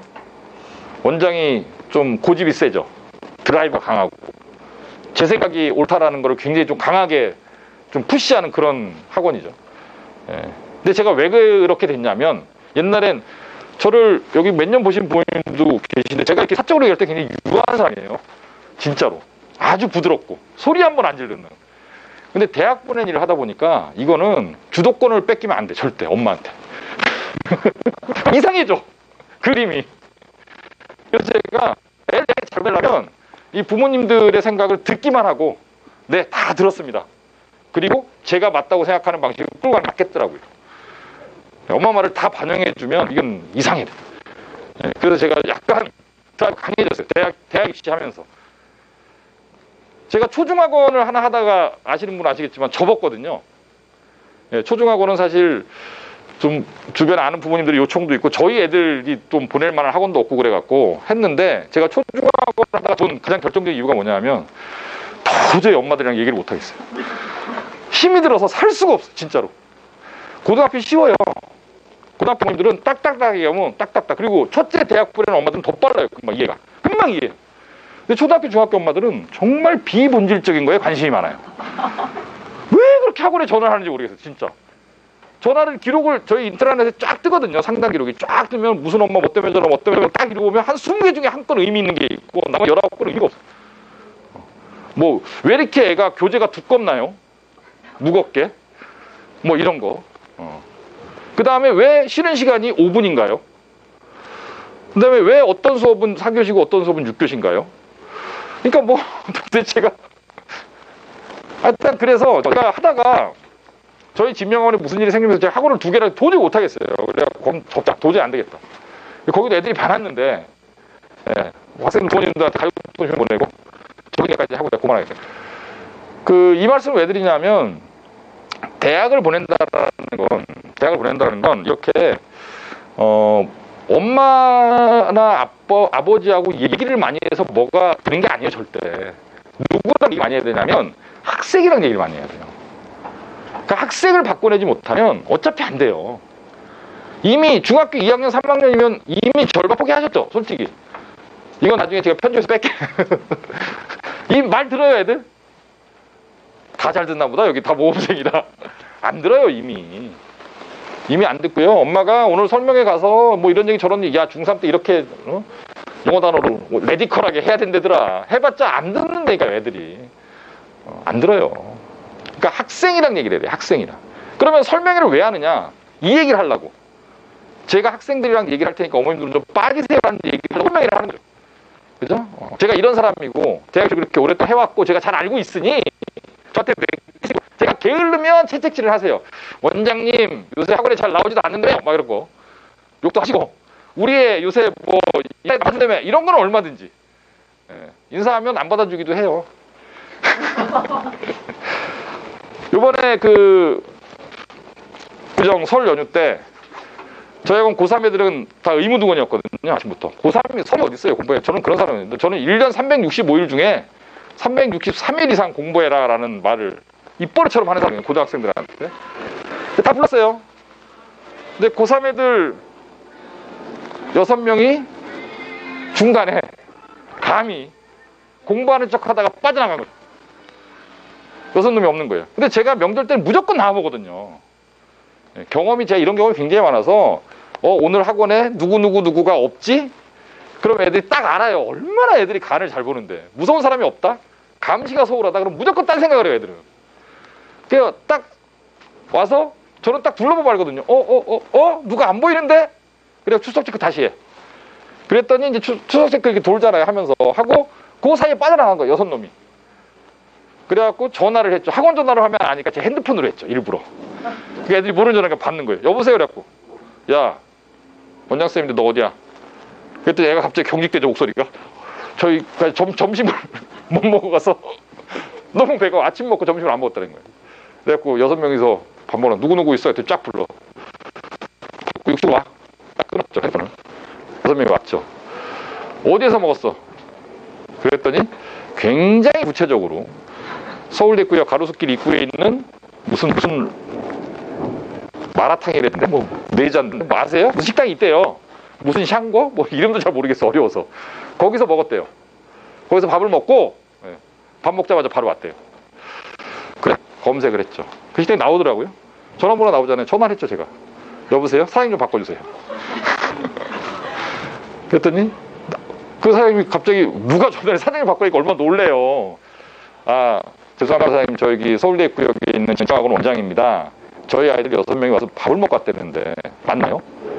내가 전화 딱 대고 니네 계산은 어떻게 했니? 그랬더니 각자 카드로 했대. 계산은 각자 카드로 6명이 나눠서 했답니다. 그랬더니 사장님이 그제서야 안심을 하고 저희는 6명을 받지 않습니다. 네, 6명을 받지 않고요. 그리고 3명씩 나눠 앉았을 수도 있잖아요. 제가 이렇게 전화를 했더니 그런 학생들 온 적 없습니다. 전화 딱 끊고 아무 말도 안 했어요. 가방 싸, 집으로 가. 그리고 인터폰을 딱 들고 8층에 가서 이 6명 퇴원시켜. 끝. 나가. 대화 끝. 애들이 어떻게 할 것 같아요? 가만히 서 있죠. 그럼 제가 딱 한마디 해요. 선생님 알지? 소리 지르기 싫고 패기 싫어. 빨리 나가 지금. 아무것도 달라지잖아. 빨리 나가. 졸졸졸 나가죠. 가방 싸고 다 집에 갔어요. 그러면 이제 그 다음에 무슨 일이 생길까요? 전화가 오겠죠. 고3인데 학원을 3년 동안 다녔는데 이제 원서 쓸 건데 그 6명 중에 서울대 쓸 애도 2명이나 있는데 그렇게 공부를 잘하는 애들인데 성실하고 엄마가 놀래갖고 난리가 나죠. 어머니 저는 못 가르쳐요 얘네들. 얘네들 눈을 볼 수가 없어요. 어떻게 저한테 거짓말을 해요? 제가 지네들 어떻게 생각하는지 알고. 알거든요 애들은. 아이들은 제가 그 아이를 어떻게 생각하는지를 알아요. 3년을 봤잖아요. 제 수업을 듣고 있고.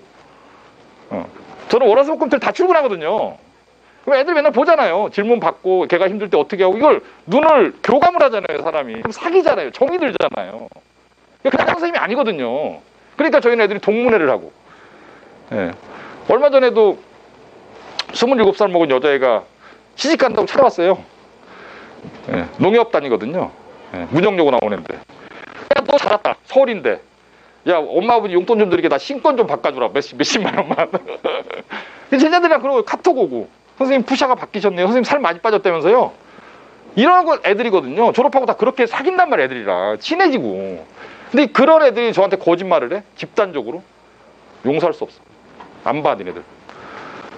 그래서 결국 1명은 그만두고 5명은 다시 받았는데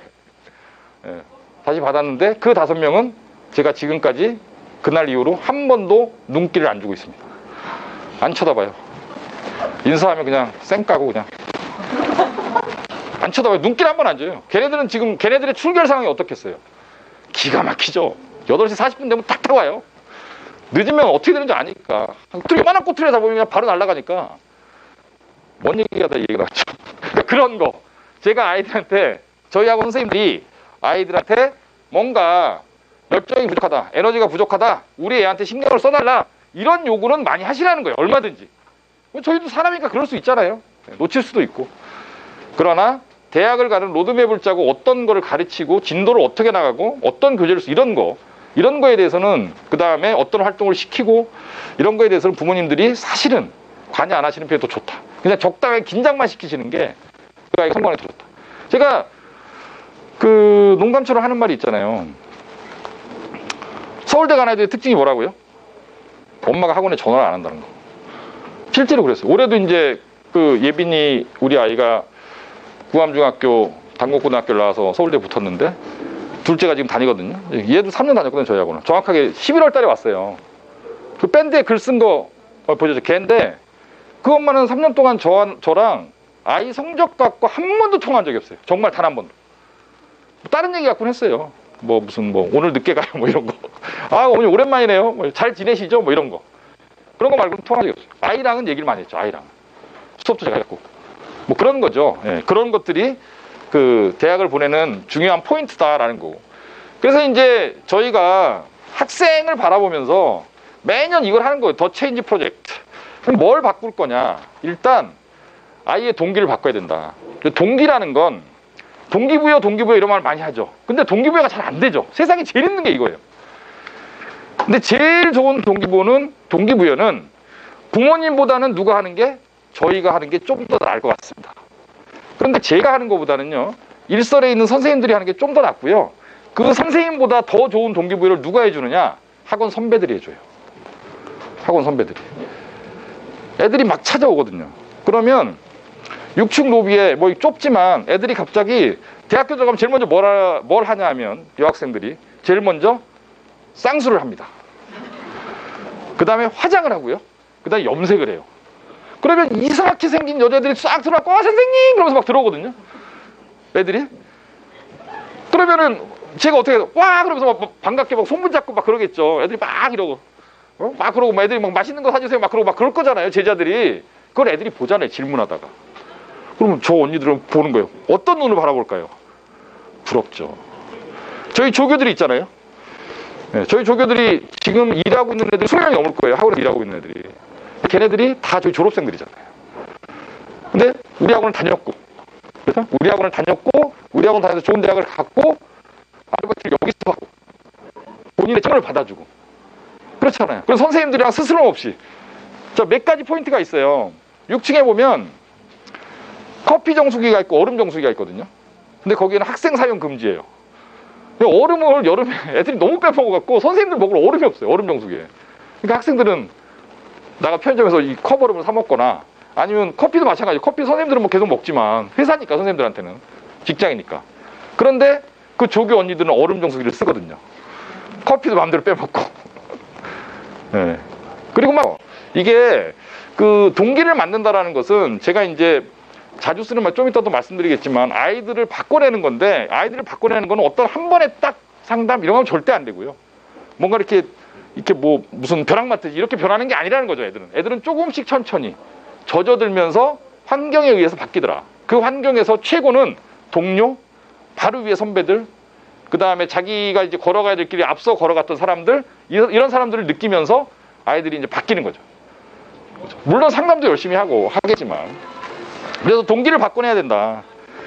그 다음에 이제 두 번째는 이제 대입에 대한 이해인데, 자, 어떤 진로에 대한 구체적인 그런 그 꿈이 없는 아이들도 좋은 대학 가겠다는 생각은 부모님들이나 할아버지 할머니가 어렸을 때부터 계속, 아휴, 우리 손녀 이뻐 죽겠어. 공부 그렇게 열심히 한다며. 아휴, 우리 손녀 서울대 가면 할아버지가 다 해줄 텐데. 그래서 그 아이들의 잠재의식 속에는 좋은 대학을 가는 것이 선이구나라는 게 있어요. 공부를 잘하는 게 선이구나.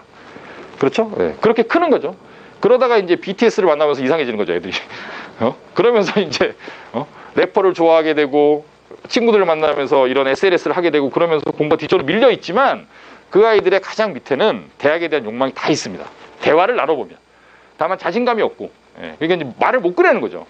그래서 그냥 바로 아이들을 데리고 그냥 대입을 얘기하면 돼요. 어느 대학 가는 법, 어느 대학 학과에 뭐가 있고 막 이렇다, 이런 걸 막 설명해 버리면은 애들이 반짝반짝반짝해요. 제가 실제로 예비고일 학생 설명회를 해보면 그 영상도 저 유튜브에 올라가 있을 텐데 학생 설명을 해보면 애들이 반응이 깜짝깜짝 놀래요.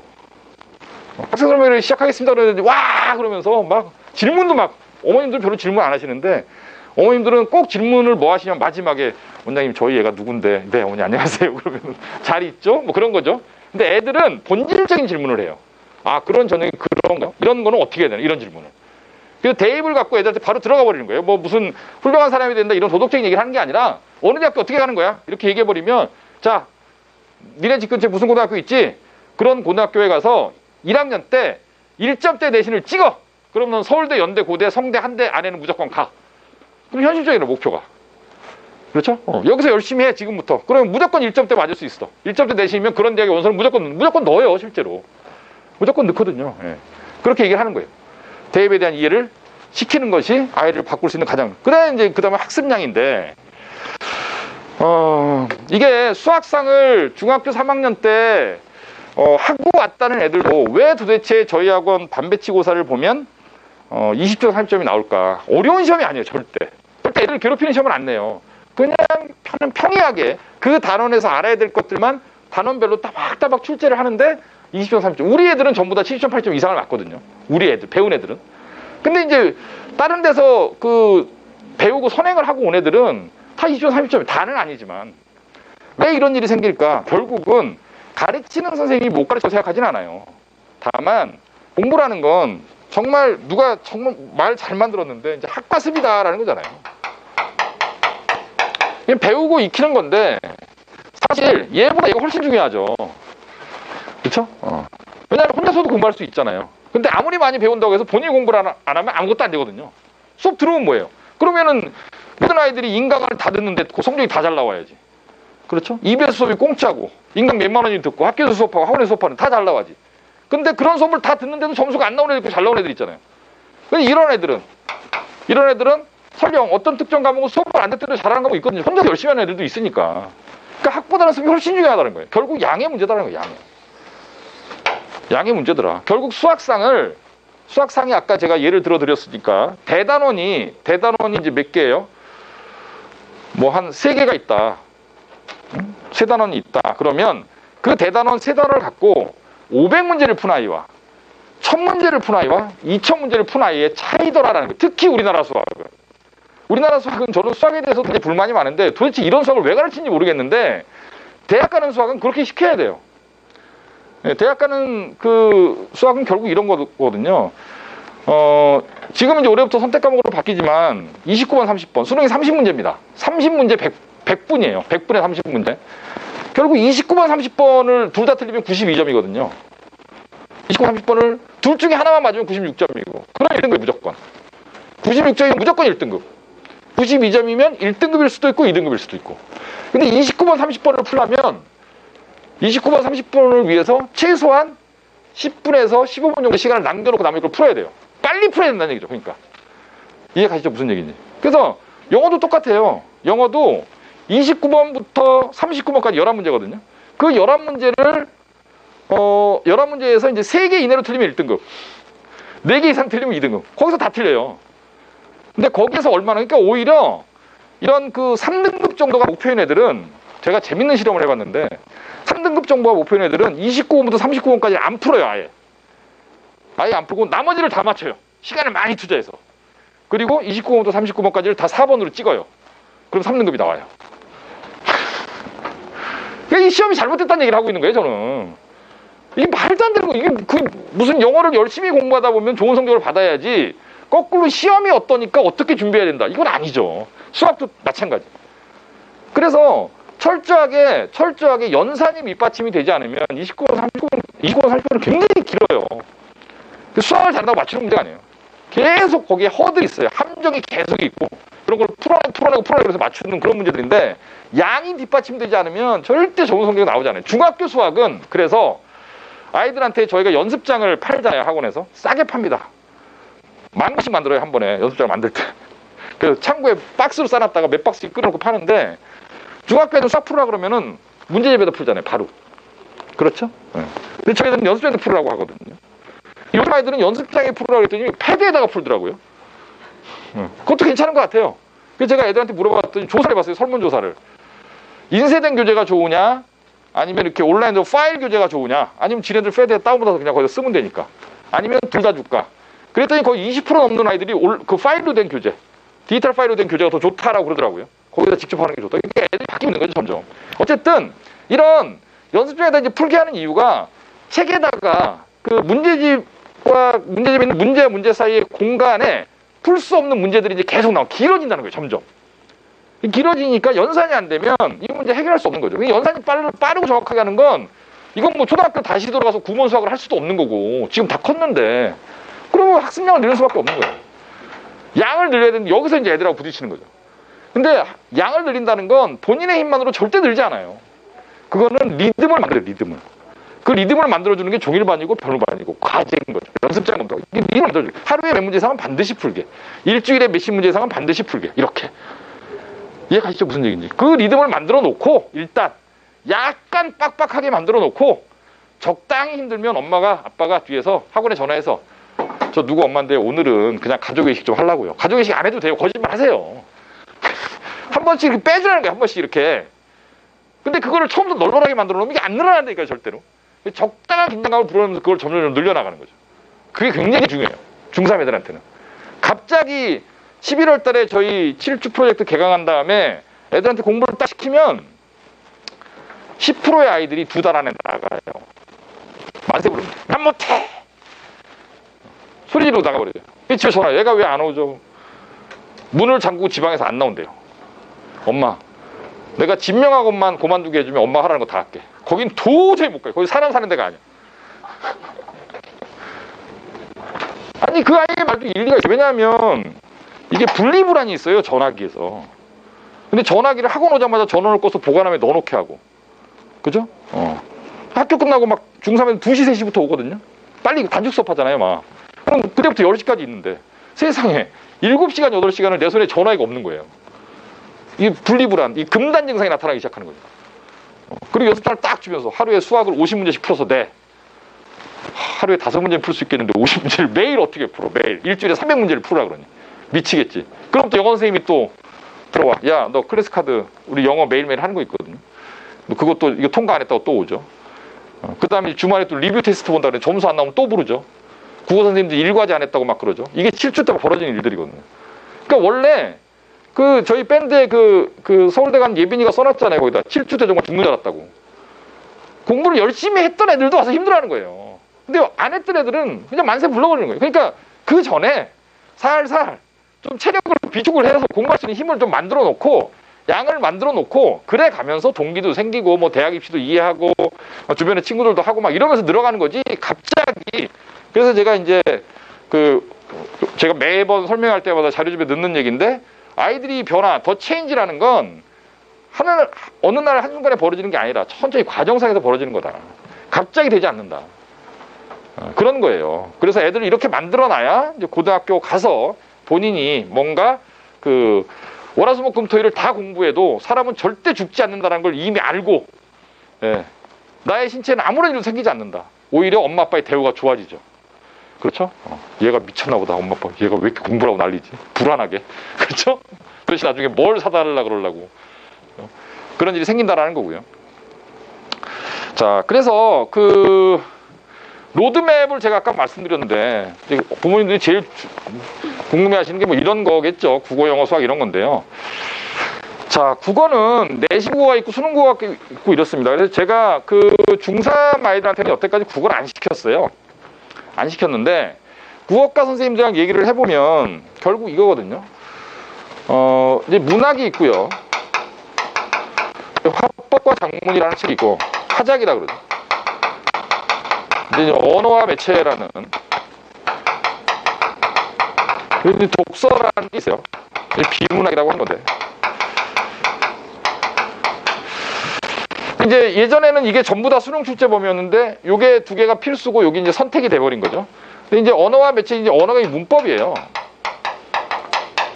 그래서 뭐 화작이 어렵냐, 언매가 어렵냐, 요즘 아직 뭐 올해 처음 이런 수능을 보게 되니까 올해 고3부터. 근데 여기는 이게 화법, 작문 뭐 유형화돼 있고요. 문법도 어차피 문법에 공부하면 되고요. 문학도 이제 장르별로 공부하면 됩니다. 그러니까 장르별로 공부한다는 건 저희 1년 커리가 뭐 현대시 2달, 현대소설 2달, 그 다음에 이제 고전 운문 뭐 1.5개월, 고전 산문, 뭐 수필 극문학 이런 식으로 짜져 있어요. 그럼 1년을 돌거든요. 그래서 계속 문제를 풀고 이론을 배우고 작품을 이해하고 그 다음에 또 2학년 때 한 바퀴 더 돌리죠. 그러니까 이런 것들은 이제 고등학교 들어와서 이제 수업으로 이제 해결할 수가 있는데 문제는 얘예요, 얘. 얘가 문제인데 얘는 정말 안 늘어요. 잘하는 애들은 내가 왜 이걸 잘하는지도 모르고 잘해요. 국어가 원래 그렇잖아요. 그 고3 때 국어 점수는 20년간의 인생 점수라 그러잖아요. 어떤 인생을 살았느냐. 그렇죠? 이거는 이제 수업에 해결할 일이 잘 안 된다는 거지. 그러니까 국어 선생님들도 아는 거죠. 그러니까 이건 수업 가르친다고 되는 게 아니다. 결국 이거는 평상시에 자기가 모르는 걸 많이 이렇게 하고 그 글에 대해서 생각하게 하고 그거를 분석하고 이런 거를 계속 하지 않으면 근데 어렸을 때 독서량이 많은 애들은 이게 저절로 되는 거예요. 그냥 한국말로 이렇게 길게 써놓는 거죠. 쭈쭈쭈 써놓고 밑에서 한국말로 이게 무슨 말이게 이렇게 물어보거든요. 근데 한국말 써놓고 한국말로 무슨 말이냐고 물어보는데 왜 대답을 못하냐는 거예요. 너무 당연한 건데 이게 어떻게 당연하는 거예요. 논쟁이 끝이 없는 거죠. 그래서 제가 국어 선생님들한테 그러면 지금 수능이 영어가 절대평가가 됐잖아요. 이거 좀 건방진 얘기는 수능 영어 1등급은 솔직히 어렵잖아요. 제가 영어 선생이잖아요. 수능 영어 1등급, 내신 영어 1등급이 어렵지 수능 영어 1등급 그렇게 어렵지 않아요. 공부를 정상적으로 하는 애들이라면. 근데 국어 등급은 정말 어려워요. 그래서 영어가 절대평가가 되다 보니까 수능의 빅2가 국어하고 수학이 돼버린 거죠. 근데 국어는 이건 어떻게 가르치면 되더라라는 거예요. 근데 이거는 정말 안 되더라. 그래서 애들이 좀 힘들어하긴 할 텐데 제가 1년 동안 이거 시키자 그랬어요. 국어 선생님한테. 그래서 학교 중간고사, 기말고사 중요한 게 아니라 이런 그 비문학 제재를 비문학 제재 길거든요. 글이. 그다음에 영역이 이제 굉장히 다양해요. 이제 언어 관련 영역이 있고요. 근데 인문학 관련 영역이 있고, 인문학 관련 역사 관련 지문이나 철학 관련 지문이 나와요.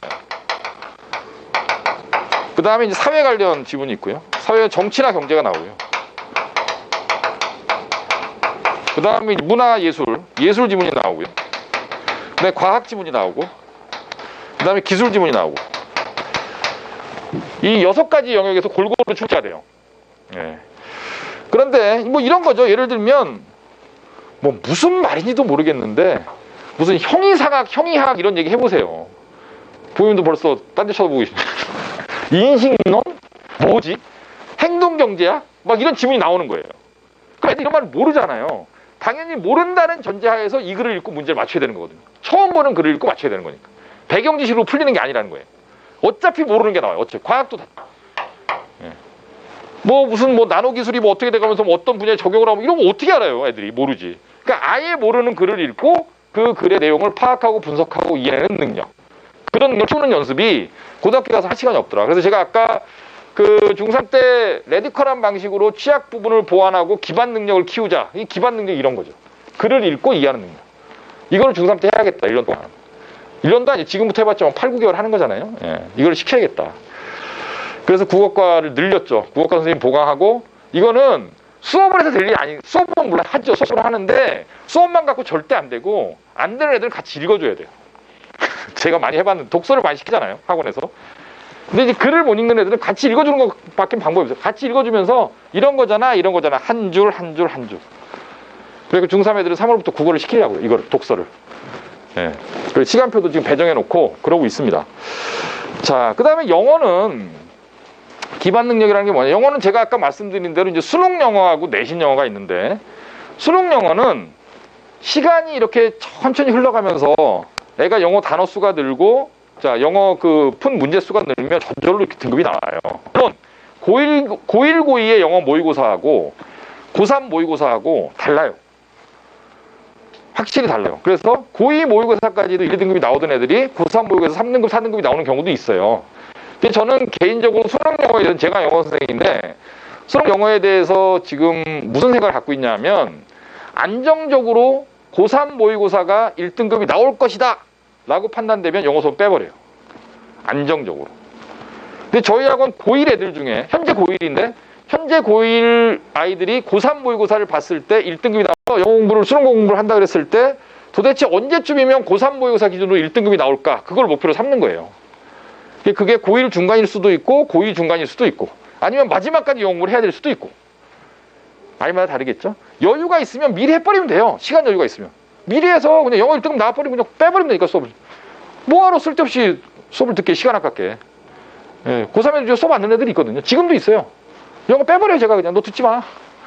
그럼 불안하다는 거예요. 뭐가 불안한데? 그러면 영어 공부를 안 영어 공부를 하라고 모의고사 보라고. 그래도 불안하대. 이게 초등학교 때부터 학원에서 공부하는 게 몸에 배이는 거야 애들이. 그러니까 학원을 그 과목을 안 들으면 불안해. 공부 잘하는 애들인데. 잘하는 애들일수록 더 그런다니까요. 야, 나 믿어. 그 시간에 수학 공부 더 해. 정 안 되면 선생님 다시 들어오라 그러면 되니까. 다시 들어와서 다시 해주면 되니까. 그런 거거든요. 그래서 이제 수능의 목표치는 아까 말씀드린 대로 고3 모의고사 기준으로 1등급을 자, 만들 수 있는 시간을 고1 때 맞이하느냐, 고2 때 맞이하느냐. 이제 그걸 목표로 하면 되는 거고요. 내신은 완전히 달라요. 내신 영어는 수능 영어 모의고사 1등급 나오는 애들도 내신 2, 3등급 나오는 애가 허다해요. 왜 그러냐면 수능은 이런 거랑 되게 비슷하거든요.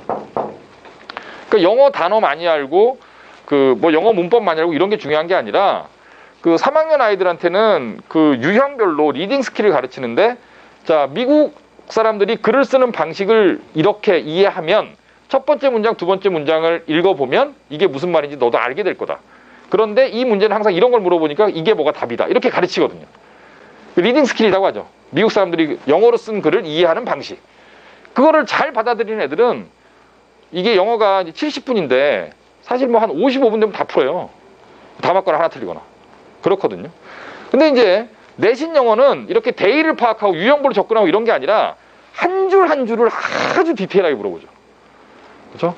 요 가까운 데 있는 M여고 M여고 시험 문제 이제 항상 나오는 유형인데 이 모의고사 지문이 있어요. 영어가 쫙 있거든요. 문장이 한 7, 8문장이 있겠죠? 그럼 문제가 뭐냐면 틀린 곳을 3개 찾아 고쳐라.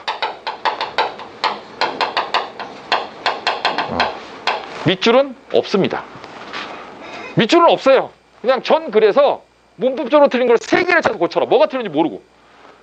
그런 거죠. 그래서 3개 다 찾으면 3점. 2개 찾으면 2점. 1개 찾으면 1점.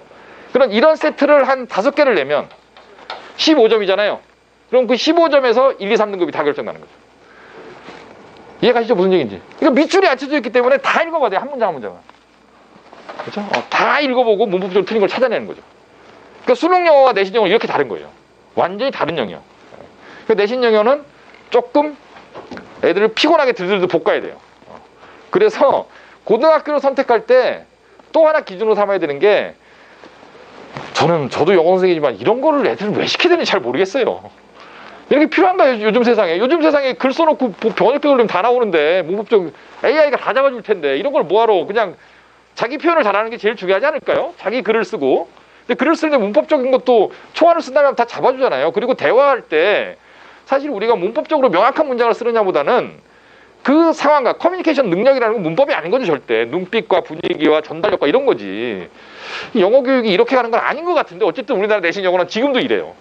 그래서 그리고 저희 제 아는 애 작년 설명회 때 제가 그 얘기했는데 내신이 고등학교 2학년 1학기가 딱 끝났는데 이과인데 3점대 중반이 나왔다. 그런데 이 아이가 모의고사 1, 2등급이 나온다. 그게 무슨 뜻이냐면 정시로 가는 대학이 학생부로 가는 대학보다 더 좋다는 뜻이거든요.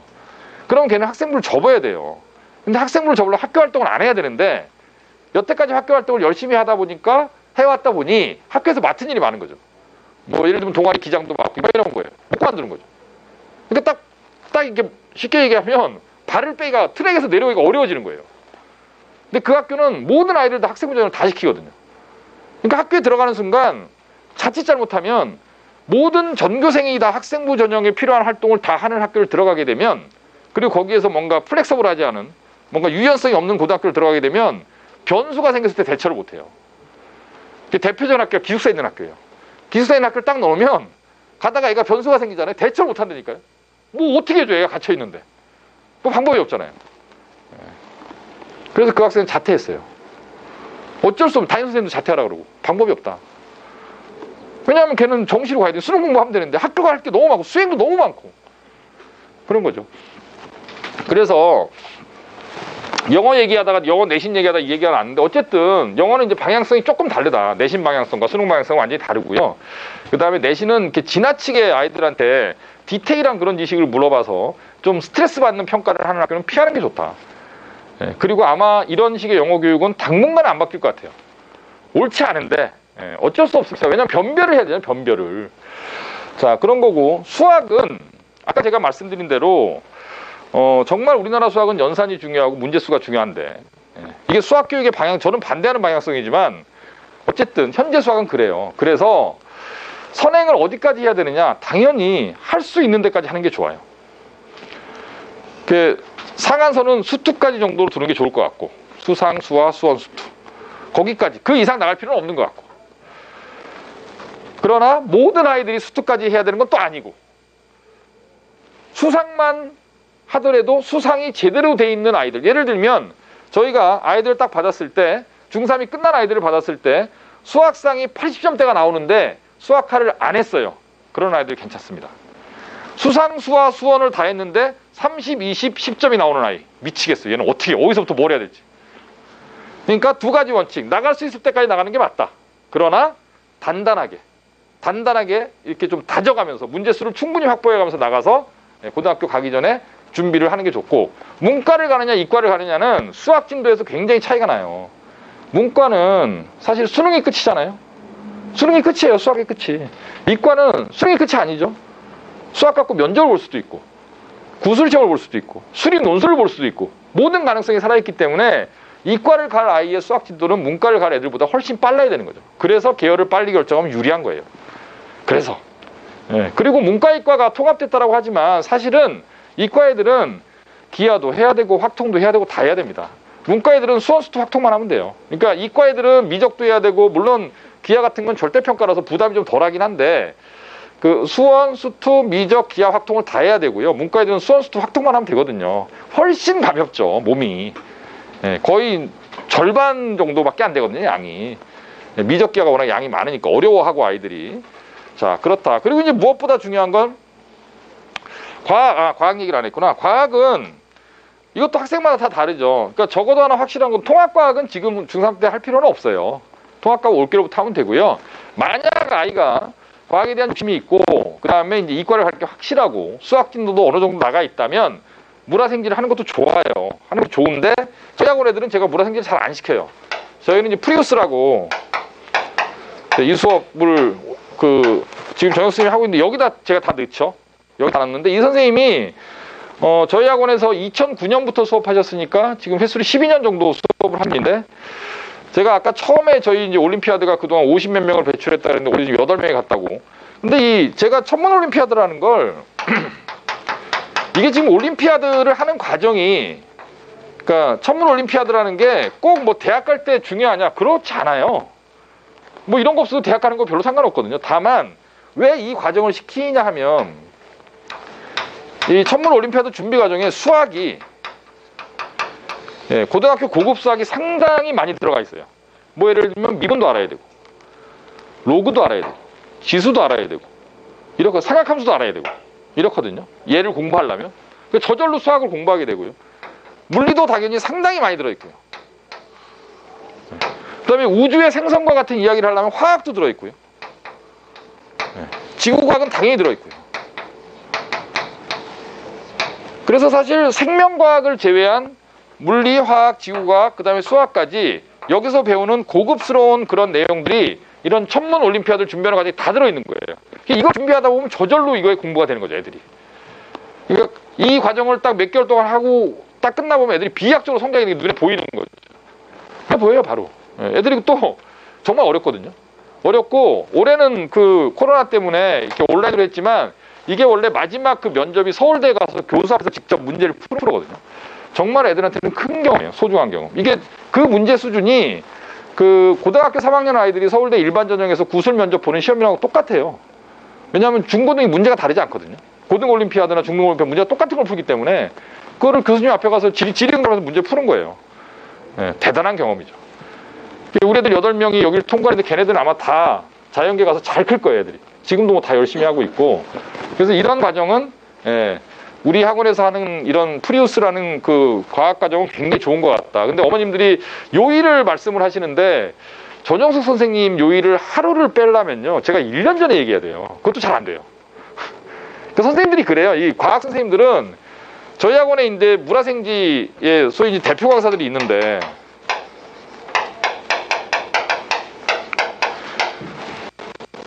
황상수 선생님은 저희 학원에 3일 오시는데 밤에만 오세요. 밤에만. 그래서 몇 시 이후만 돼요, 시간이. 그래서 이 선생님이 부르는 요일에 시간표를 짜드리지 않으면 저희 학원에 수업을 못해요. 고광준 선생님은 일요일 하루 딱 오거든요. 일요일 하루 저희 학원에 수업을 하시는데 제가 하루만 더 달라, 하루만 선생님 시간을 더 주세요. 그래서 목요일 하루를 더 오게 만드는데 1년 걸렸어요. 다른 학원을 다 캔슬 시켜야 되니까. 이 김태현 선생님은, 생명과학 김태현 선생님이 저희 이제 대표 강사인데, 이분은 지금 저희 학원에 목요일 하루 오시죠. 목요일 하루 오시는데 문제는 이 선생님이 3반을 하시거든요. 근데 목요일 하루에 방학 때는 되는데 평상시에는 3반을 못 하는 거예요, 수업을. 그래서 한 반은 온라인으로. 어쩔 수가 없어요. 수업을 해줘야 되니까. 근데 이분은 이제 그 뇌가 캠프라고 서울대에서 하는 캠프를 매년 진행을 하시는데, 이게 고1 애들만 하는 캠프인데, 그 뭐 의대, 약대, 생명과학, 생명공학, 아니면 무슨 전기전자 제어 이런 쪽으로 가는 아이들은 뇌과학을 굉장히 좋아하거든요. 그런 과정을. 그리고 이제 학교장 추천을 받는 그런 캠프라서 학생부에도 기록 가능하고, 이런 캠프가 몇 개 안 돼요, 사실. 그래서 그거 진행하는 선생님, 지구과학 전용 선생님이고, 조영 선생님도 이제 일주일에 원래 하루 오시는 분인데 그걸 이틀 나오게 한 거죠. 이틀 나오게 와서 이제 프리우스를 진행하고 있는. 그래서 프리우스가 목요일이죠. 목요일 날 2반. 그 다음에 이제 그 일요일 날인가? 아니, 토요일 날인가? 토요일 날이구나. 토요일 날 2반. 목요일 날 2반, 토요일 날 저희가 4반 수업을 하시는데, 이런 선생님들은 요일이 중요한 게 아니라, 무슨 교재가 중요한 게 아니라, 그 무슨 뭘 가르치느냐 중요한 게 아니라, 그 선생님한테 수업을 들을 수 있느냐가 제일 중요한 거죠. 이 선생님 데려올 수 있느냐, 데려올 수 없느냐. 그래서 제가 이제 가르쳐 보면 특히 수학과학은 좋은 선생님한테 배우는 게 정말 중요하더라고요. 오래 배운다고 되는 게 아니라 좋은 선생님한테 제대로 배우는 게. 그래서 제가 그 우리 황상 선생님하고도 얘기를 했는데, 저희 이제 고3 애들이 물리가 그 등급이 안 나오는 애들이 좀 있어갖고, 황 선생님 좀 얘네들 물리를 좀 어떻게 1년 바짝해서 등급 좀 만들어 그 반을 한 반 해주시면 안 되냐? 황 선생님 단칼에 노예요. 왜 노냐 하면 걔네들 리한테 제가 안 가르쳤잖아요. 그러니까 본인이 물리를 가르치는 방식이 다른 선생님이 가르치는 방식이랑 완전히 다르다는 거예요. 완전히 다르기 때문에 다른 선생님한테 배웠던 애들이 고3 때 자기한테 배워갖고 안 된다는 거, 다 못 가르친다는 거예요. 맞출 수 없다라는 거예요. 그리고 뭐 저희가 저희 홈페이지나 저희 학원 블로그 같은데 천문 올림피아드 관련 내용이 막 올라가니까 검색을 하면 뜨거든요. 천문 올림피아드 뜨면. 그럼 외부에서 수업 의뢰가 와요. 그럼 전영 선생님은, 선생님 저기 어디 사는 애가 저희 학원 천문 올림피아드 수업 좀 듣고 싶다는데, 그러면 원장님 아시잖아요. 왜 그러세요? 그러니까 본인이 가르치던 애들이 아니면 안 가르쳐요. 처음부터 가르쳤던 애들 중에 그 천문 올림피아드 준비를 시키는 거지, 그만하겠다고 온 애들은 아예 받질 않아요, 처음부터. 그러니까 대단히 자기 고집들이 있고 장인 정신들이 있어요. 그러니까 일가를 이룬 사람들은 뭔가 달라도 다르다. 교육과정이나 이런 것들을 자기들이 짜요, 직접.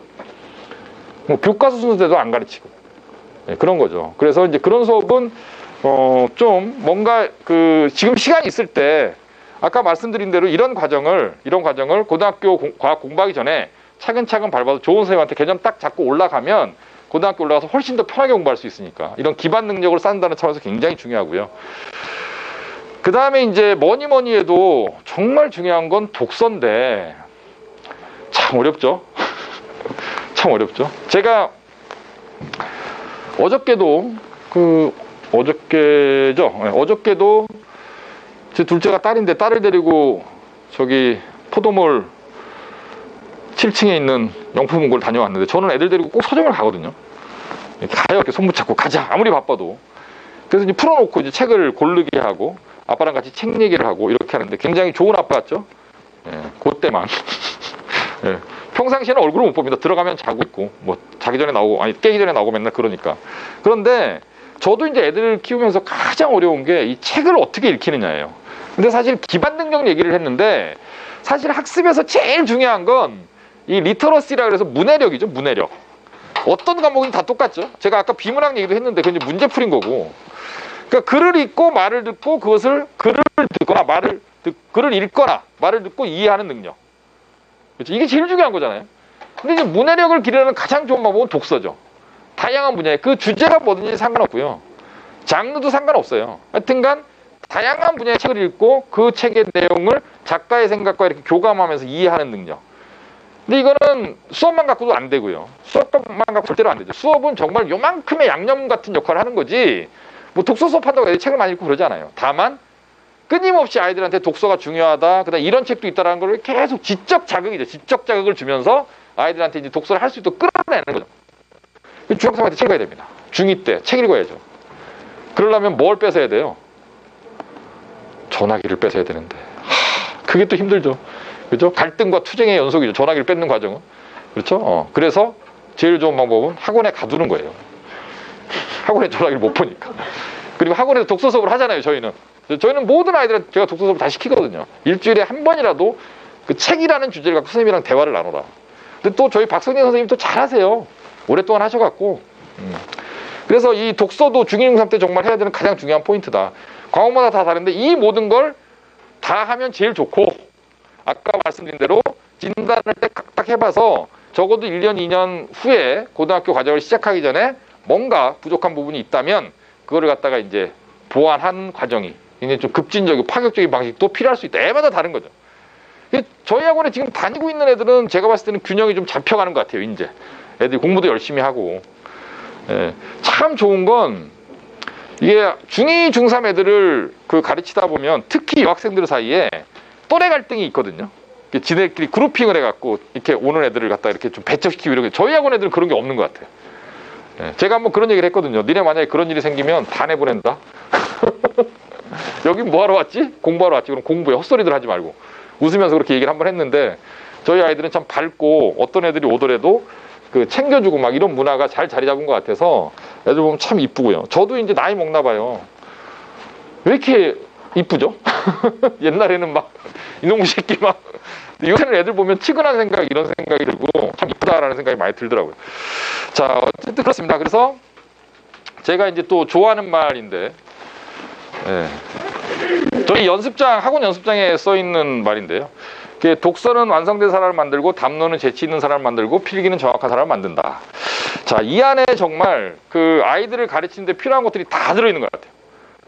그러니까 결국 제일 중요한 독서 얘기했고, 뭐 필기는 어머님들도 이해 가실 만한 말들인데, 자, 이게 이제 영어로 디스코스라고 하는 담론이라는 얘기인데, 이게 사실 이 담론이라는 걸 좀 확대해서 해석하면 사실 이게 환경이거든요.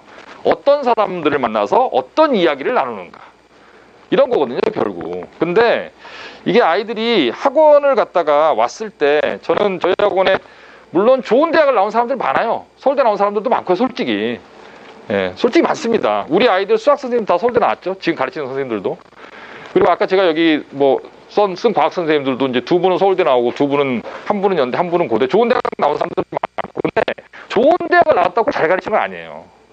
예, 그렇지만 적어도 하나 이제 학원 선생님들이 적어도 지금 21세기 한국에서 아이들한테 해줘야 되는 역할은 학교 선생님보다 더 지대한 것 같아요. 예, 이거는 건방이 아니고요, 사실입니다. 그런 것 같고, 우리 아이들은 정말 선생님들한테 많이 의지하고요, 선생님들이랑 별걸 다 얘기하고요.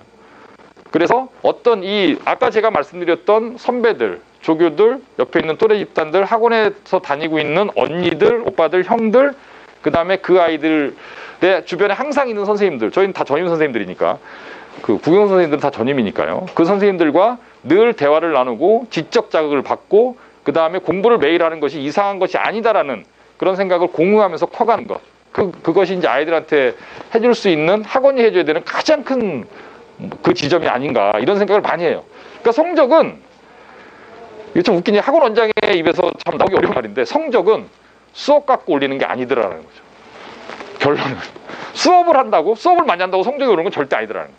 아이를 바꿔내야 되는데, 아이를 바꿔내는 건 다 이어지는 얘기인데, 제가 아까 변화는 사건이 아니라 과정이라 그랬고, 어떤 환경을 줄여서 담론이라고 하는 거고, 그 아이들과 무슨 얘기를 나누고 어떤 과정에서 그 아이와 소통을 해나가는, 그런 분위기를 만들어주는 게 학원이 해야 되는 가장 큰 일. 그런데 대부분의 부모님들은 수학 어디 나가요? 영어 얼마예요에서부터 학원을 고르기 시작하잖아요. 이제 그런 어머님들을 바꿔나가는 과정도 저한테는 굉장히 큰 숙제인 거죠. 학원이 하는 일이 옛날에는 정말 보습, 보충학습하는 거잖아요. 부족한 부분을 가르치는 근데 저희 학원은 이미 보습이라고 부르기에는 하는 일이 너무 커져 버렸고 본질적으로 달라져 버린 것 같은 그런 느낌이 많이 들고, 그런 거에 동감하시는 분이 저희 학원에 왔을 때는 소기의 성과를 거두시는 거고, 그냥 뭐 어떤 특정 과목에 대해서 이렇게 요만큼씩 성적 향상만을 노리고 오셨다면 저희 학원은 좀 맞지 않는 것 같다, 이런 생각이 많이 듭니다. 제가 이제 이 학원을 오랫동안 운영하면서 제 체득한 결과가. 잘 이해하셨죠?